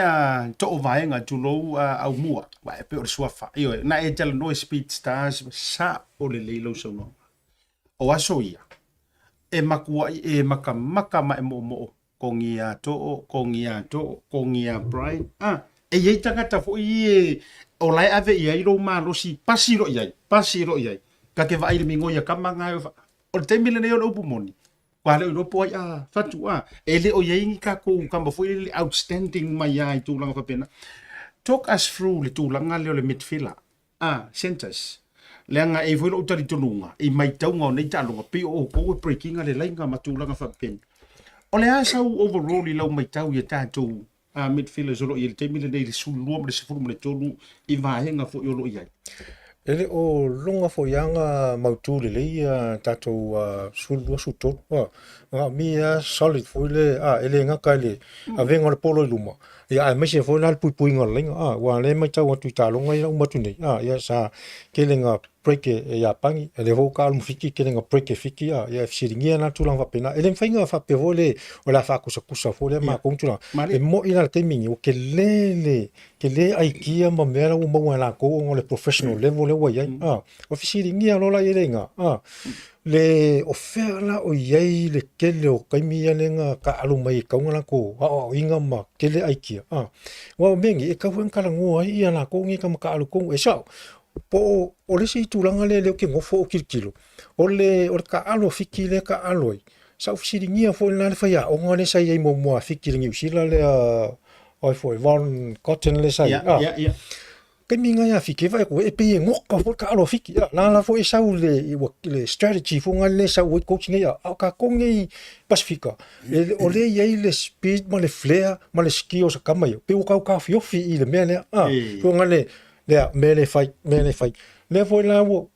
ko coach ala le fiki ka ko vai la le fainga le fai fiki wa open al ka alo fiki le flair le fa pacifica pum alo le la wo ye ka ko o le ke ko pe alu vola ka ko ko inga mena le fo nga le strategy fo nga le i ka ka ele ka alunga ka ko pacifica es o ki ana ko yo ki le ka ko so ia malo si ka ko skala mu le line out fa nga lo marka ko flea fa nga ma le speed le pe mo nga ka ma speed fa fo high balls ka nga lu ka ko le high balls ma ko la penga midfield once ke break ka le linga feet lo fafo it's not about who ngale oi ka wunga yele support kai minga ko nga fa pe mai o ese ko nga o kele le fa pe fo na le kele nga spread le defense fo nga la me fa nga ile kipi yo wa o me le o kele nga le passi fo nga le passi fo le fo ai ki ka nga ele o ko e fa ya bodi o ko la se pitch mai skala me fa nga le kipi wala ke wala o ke nga masang yanga ave fa fo le defense la ya ngoi si wala i kong fa nga ya ako ngo le nga o singa kalango aku ai le o kukusa fo i makulanga la wa la kalango le kalango me fo le ka ko bakonga fiki samo le o ke fi la fa nga fiki lo fa nga o fa nga o ma fiki me yo fa nga la ko flare skills mal speed benga le fainga fiki ko le ka walu ka ko mele ka strategy fonga le mele le vola ke ki kilo vola le aula skali le strakongi onga e fa penga o mare le faya onga ka malo le Eddie Jones e vai malai man me kupu ai marka nga ka o fonga e fo la ka miki bela le ke o ya ula ko ka o ki kilo ka ko vole yo ape ona ka fio feliz ka mai ki wale lo ka mai ki por al me fai pesa al me le fai me le ko ole me ka o lo confident i le me ke fai e confident lo center lo second five lo winga lo full pick pola o la me pela nga during the week full e o pe plan ka ngo fa kai la ko me walk through o me nga fai ele va pela ku ke me calling e mal ke me ka alo e ko ke ai mo el po la already we played ka longa lo ma fo ia lo ku langa mal me fai me volanga a kupul me ke ya sola mo ka e aka mo to ia Aumua va ke foi alva pe o ke lo le ya lo ke o ke lo le ku i e lo e to nga ko mai fa lo ka lo ai sa o me mo ke kala ngo ma me fai so you have the confidence lo uso le so e hit mele cap player walka longa you have to look for space e ke su engale space e ku ye knak ai lo vola walu ia lo ia lo o le la support pe ke ko pe ke fafo pe ke la kala ko pe ke mama i fafo o mo wa ese short pass ese le ko mai fafo me umalanga e ko kongo me volanga ma ko yeso la ma ko wa ka me ya Aumua o uma pala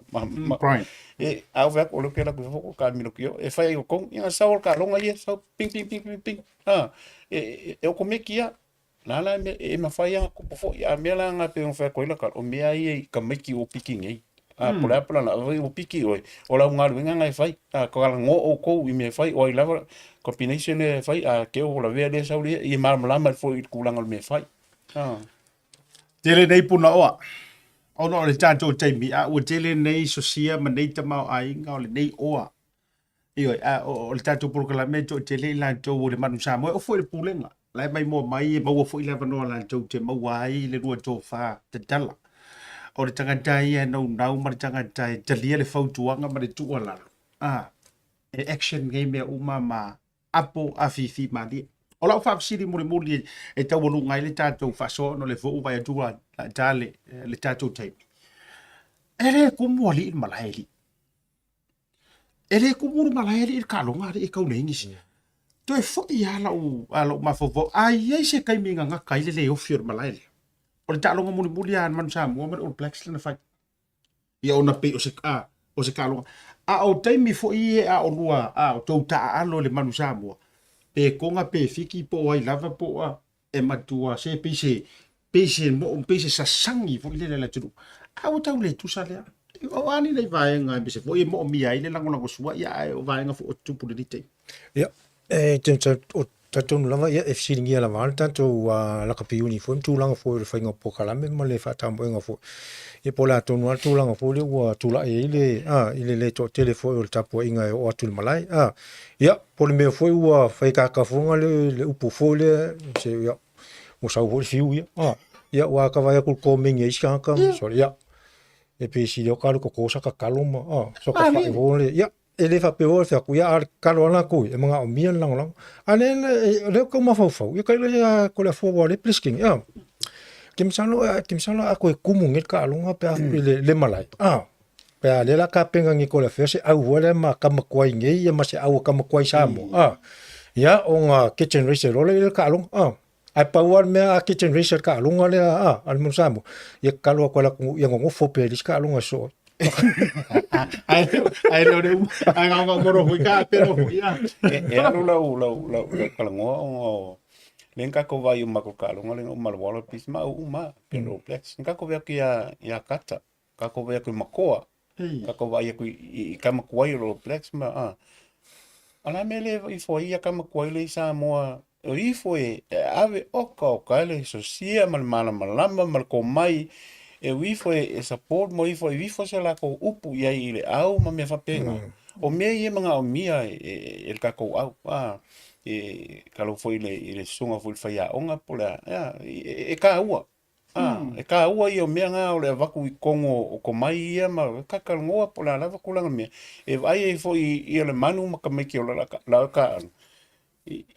i kulanga o la i le langolango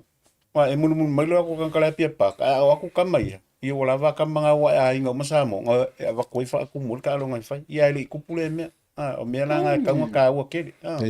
ma lo fa tai le vai nga o e sau no ina walanga o le fo ia mai tau atu o le ai pe o le tala san muri anga o le mai tau ngaru san muri anga mai tau le tunu moni fa mauni lo sau no nga Toleafoa le o peleki le ka ke ia ngi usila e pe yo le retirement le ka malaka pi al tamata alo la kapia o peleki o ko sa ko ero ko ku le au ma to fangu ma to nga iru ai sil mele ta te ai tu le tanto au e pe uma enga la yo o tala tu sa o la fo i pele ele au fo nei a vcc na le to tele le fa le nga ina le na ona ta masai au le peleki mai pe le like tana umanga ona na uso nei Michael Jones la au li ai ka ke fiu kilo se kai mi ka ke vai ko ro ko mai por ka ko au ko moni o le uputa tino le fa fonga manu le tru o fea lo langi koko o fea ia timo tangaloa o fea Filipo sa enga o fea nai tama le tou o sosi tama tua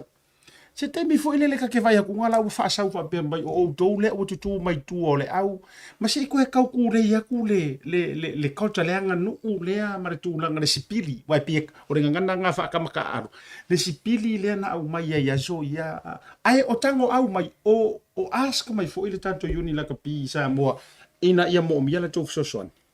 Peo menga o la tala to sa no ta peo lunga la fam tan ka peo ka lunga la fai sa mo ka peo ka lunga ma tune ia ola ia kam kwa ia mang sa mo o si el fai a onga ma ia po wal ol fai a onga ki ma la ko e wal au o ko fai sa la ko upu ma ia ke me ko le nginga o inga a maka ko inga pusa mo raulo o kama ki le la o e ka peo lunga la fam ka langa ia ole communication breakdown me la ke lo la ku Malo Aumua?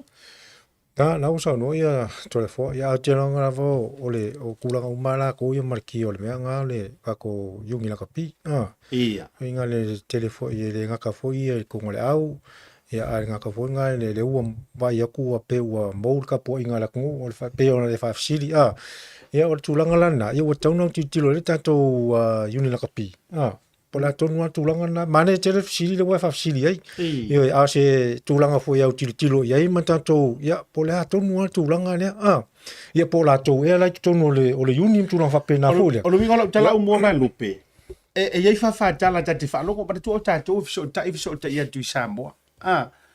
e fa mai le mau ni so ilanto wa ka lusi le lango sua ona wa ka fa por kikir ka longa o putu sa wa ia o programa foi dei ma uma fa so tu ina tu sa wa e isi fa pe mai anga o esele au por kikire ko ngor karonga ana o esi tu lo wal fa fo ma wala tu la ngai le o kiri vie se kai mi history o pedeki ngai se e fa tu la fa por kiki la tu tonu le talonga ai o la le fesiri ya o luo kama ka aronga ro ma Samoa tu lo fa fo nge vai kau nga kupo nga mea fuile le nisi o tunu ese mai ka ko Samoa o leo mai o kaka por kiki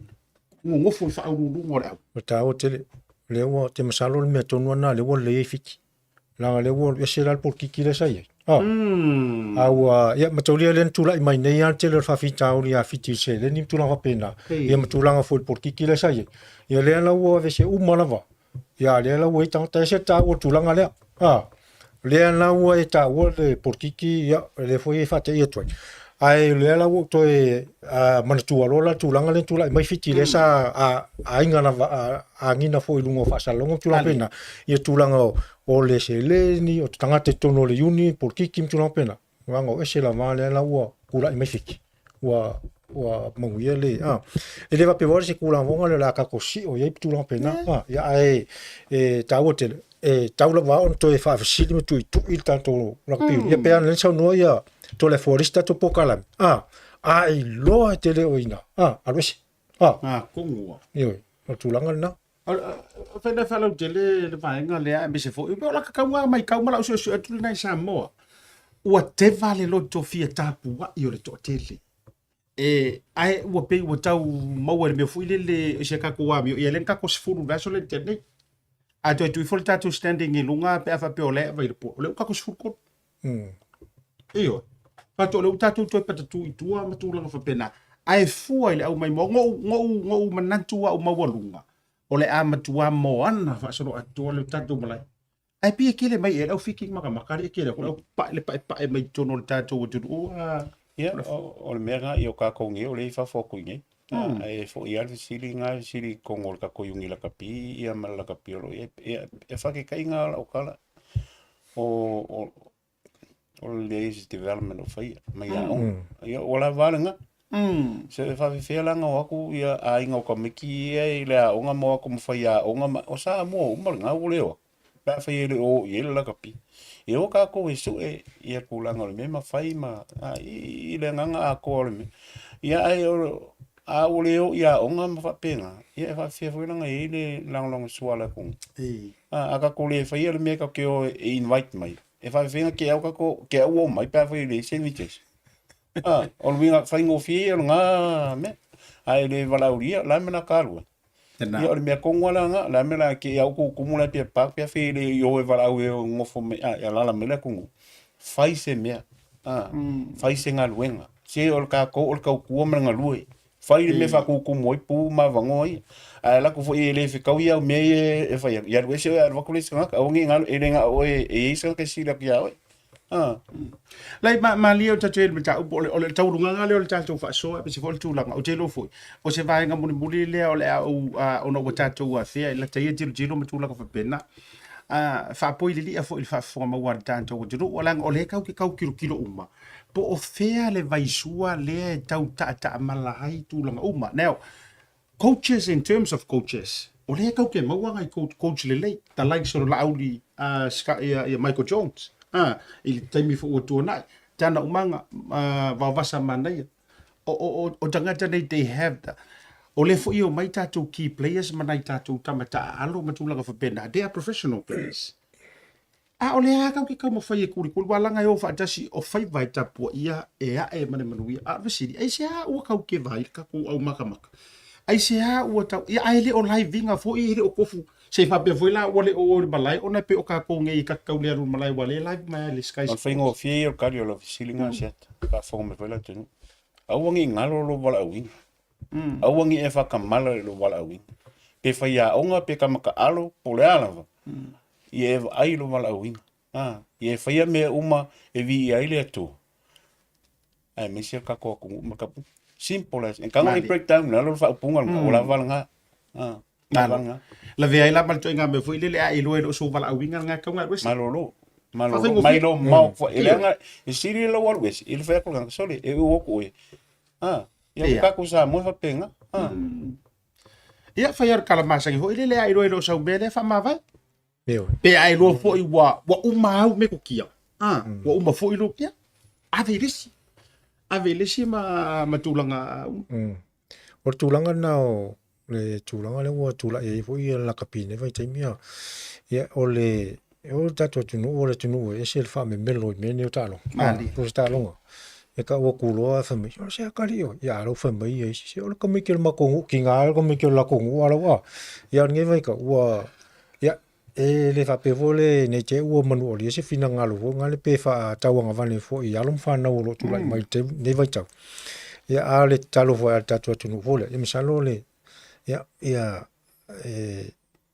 talo tu lava mo miele lango mane tapo inga tato tunu i tato malai ina ia fai ona tapo ia fai vo alum fana ai pa wale o le situ langa fo le no o le fie ele va pe o va mese le fie le po se al meno fa no ai fo le ina o vai tu la le ua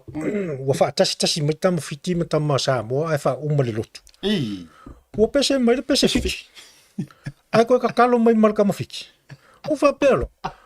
i o ya tatal no mali o tatu au o le fai tatu lo tuma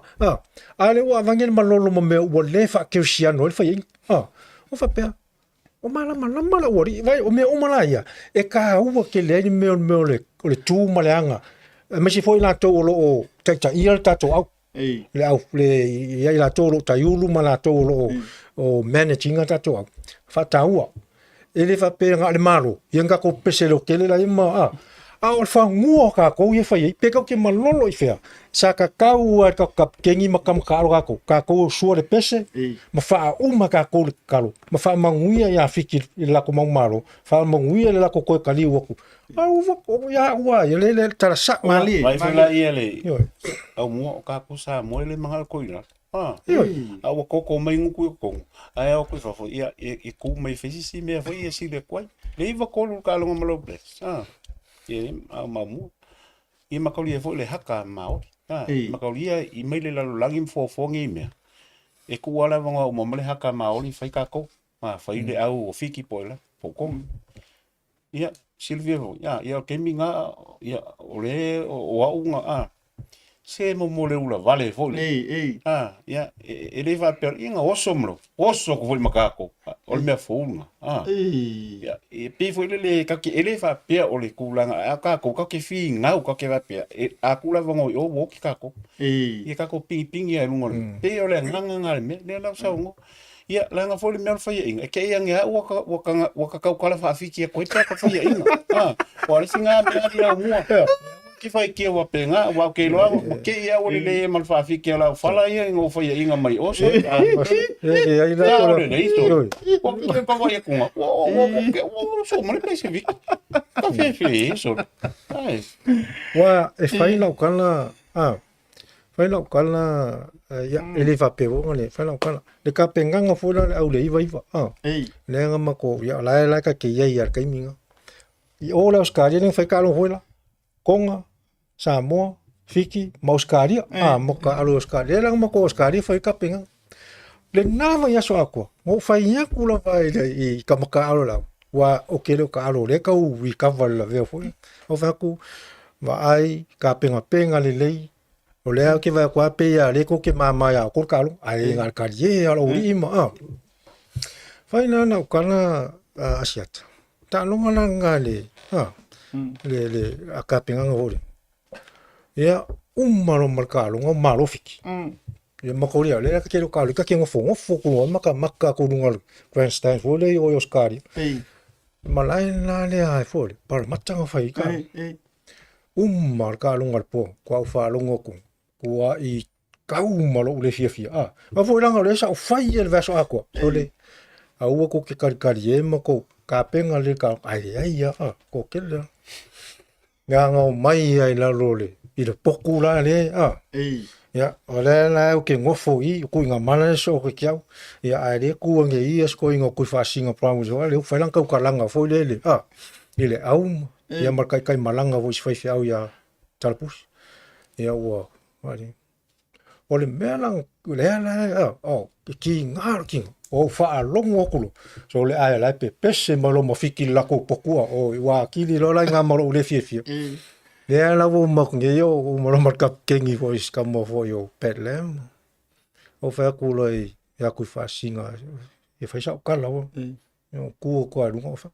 ko ki fie fa longo kulo pe pese ba fiki o le kula vai ingula ma o ki kinga kula vai fiki Fiki ma pa vai ingo hoi ko pe e ke sko no ko va o va ko ke fia fa longo ko la pe pese mai fiki alu vai aso fa ku ya o ko chole le ka alonga le ko ke fia fa longo ko la I yo fa ko wa ya ko ala lo mangela sko ingo ko fa singo please ya le wale ver kula wa fiki solo ku o fa ko ya o le ya vai ro o le singa me ke ro le si le fia va sale au le ka alonga ma fiki le version kengi ono ngo wingal ko ka le au e piko fiki ia mara sia ofisidi por me e no e ka ko kama pese ka ko pese ro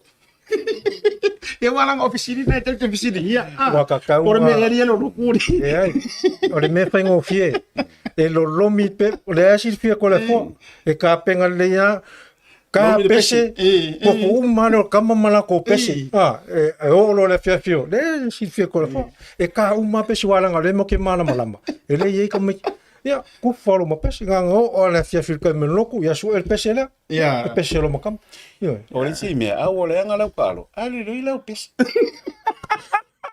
le ila pese loku ma le e fa ma popo me ala pe ala ngala pa nga me ka o ke lo ka era la tala wa ta na me sta to bo tu fa nya nga pese ra wa ia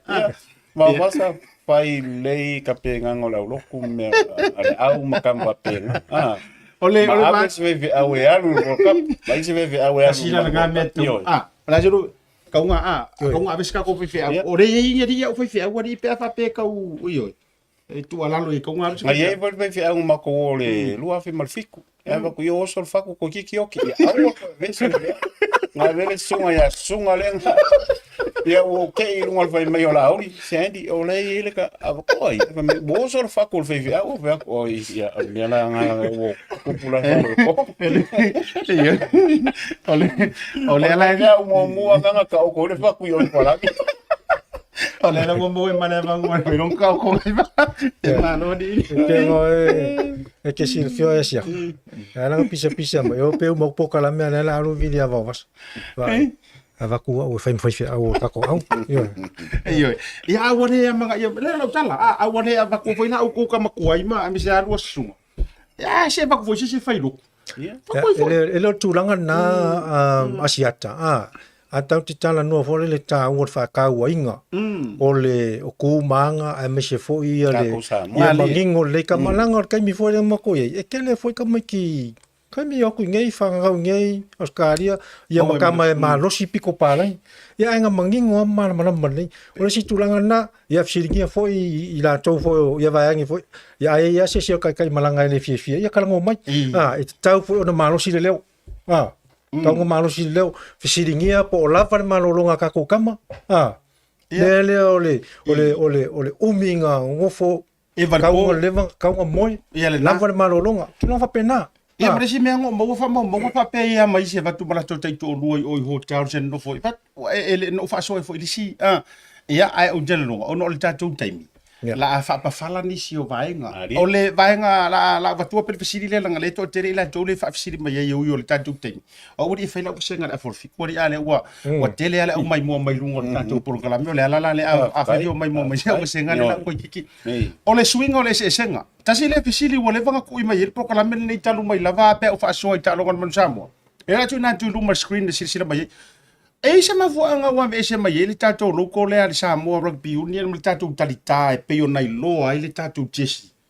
a le o ia le tato ke wila ma le la pisa ta te ia fisu ingo no a o loko si le fisili me ma le tu o no tau sila fia se vai ngai tu an tu vai ngale ia o kele ia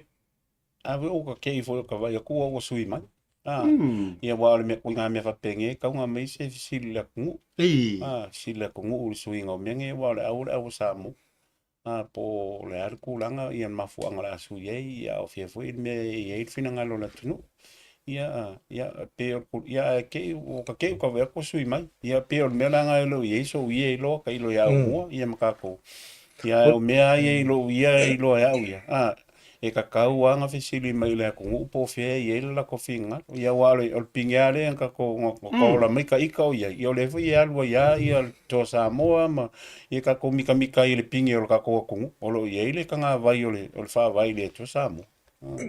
se tu foi lunga so no da to fa mo se tu foi lunga ta to loko ia ta ye lu fa mo le esi fa finga lo o mo fa mo le ta to wa e ta o tele e pe ole na valo o mana ya lo ia la valtanga vai ta to tu a pe ole la kapisa mo le mar te wila le a ta to se sila ye te wila le pe ku kusana va ma le loko le ale rotas i Australia pe ina ai pe tau ta ia male loko le sa ia i fole le tama le man sa bone ku urunga ni mo tuna pe ma le man sa mo e pe la o te tau ta ia ono le sa ia tu langa le sa e pe tau ave ese fona ono le o le company fona a se Michael Fayle sa na lo tato le loko le man sa mo le Fayle le si tau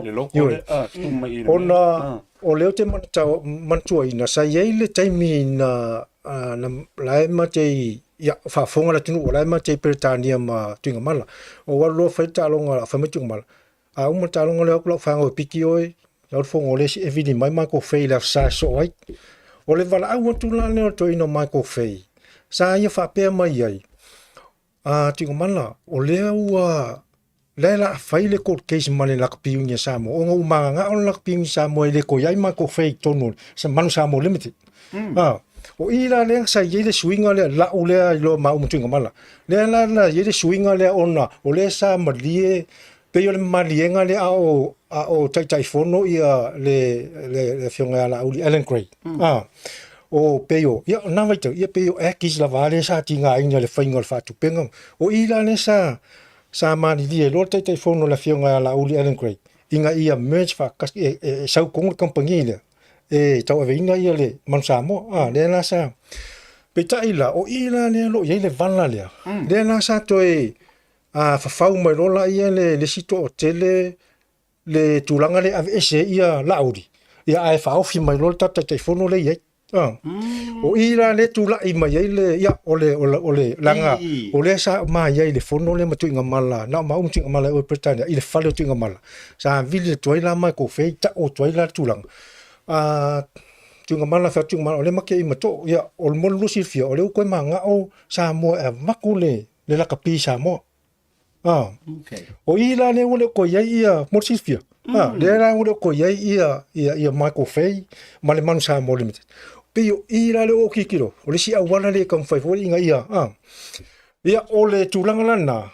le la ule to ia le manu Samoa Limited. Ono tūlanga le vala, ia ma faa munu au tua ia sto ino o la uli Ellen Gray. Ona e eise le fia ono o la uli le sa, mani e fori eva tonu ia le, company le se Michael Fay la le sa fai. O tūlanga lana o le sa whapea atu i to ina ia maua. O te le, ona o le ua whai unga,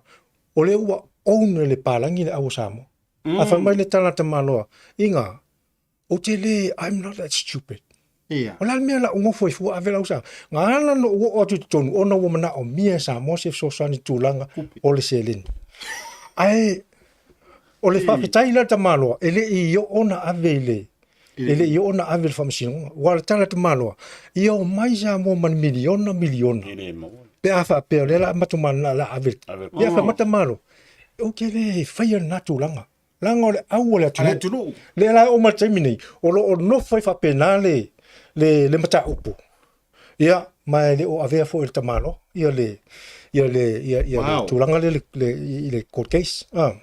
Ia ono o leo te tano langa o lea sa mato fono matamalo na vini atu o i Britania. I peo tūlanga lana lena a matalo na ile vala lea ma faa me ia si atua ia sto ina o Ellen Gray. Ia ai tūla. Ai sui loa whelo suinga lea. Ia la o su peila o i tau li whama i le suinga lea mai le Samoa Rugby Union ma tatou talita. Anga i le te wila wale la kapi Samoa i suinga i. Ma tūlanga whapea. Ia, wow, that's a whole different story. Mana tu foi la ono le tatou taimi. Ia, o le au le kuri makanga ui ngai pe o le tare le ufi sina le mata upu le. Ai o le afa pafala se isi si vai ngai fa lau te le tala noina. Ai e faiar kala foi le pe o sa ngo foi e tai fa por ki o tatou botunu. Ia, foi le fa masino mala tunu. O le to atele o ila to e fa so e rungo ngipo kala me o ta alonga. E li fa ko au mai ka ko karika. E li fai to au mai wala nga o foi le tembi foi le sa wai lunga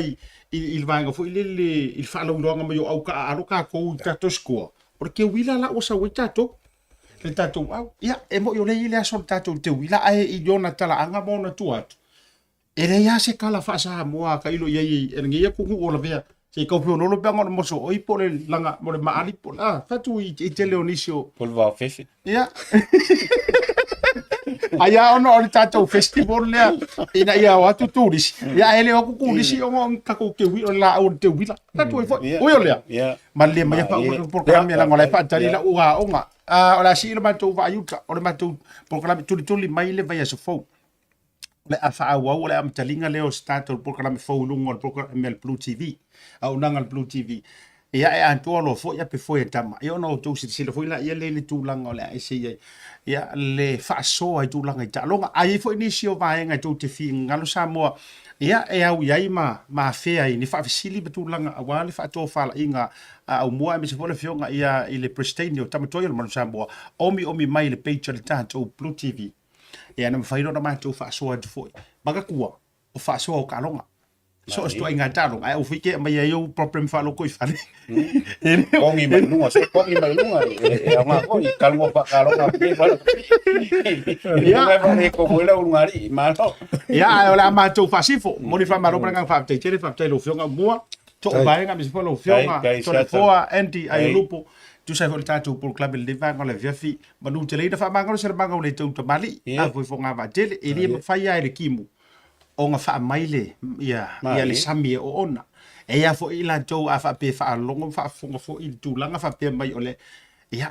o maka ka longa sport ka makikele ngai nga vai le o mai ki ngaro ulu ko viri o maka makuranga o fa pena ai le no ti ai le fa so ai le tu langa a wale lo luma tato pero ai le so ta o fa o wino tato to te ia ai ole so nga fu ile proclame ia o le fa so i ta longa bre fiafi siata fale manu nga te leo le fionga ya Aumua le fionga ya Toleafoa anti Aiolupo fatu fa so i foi Samoa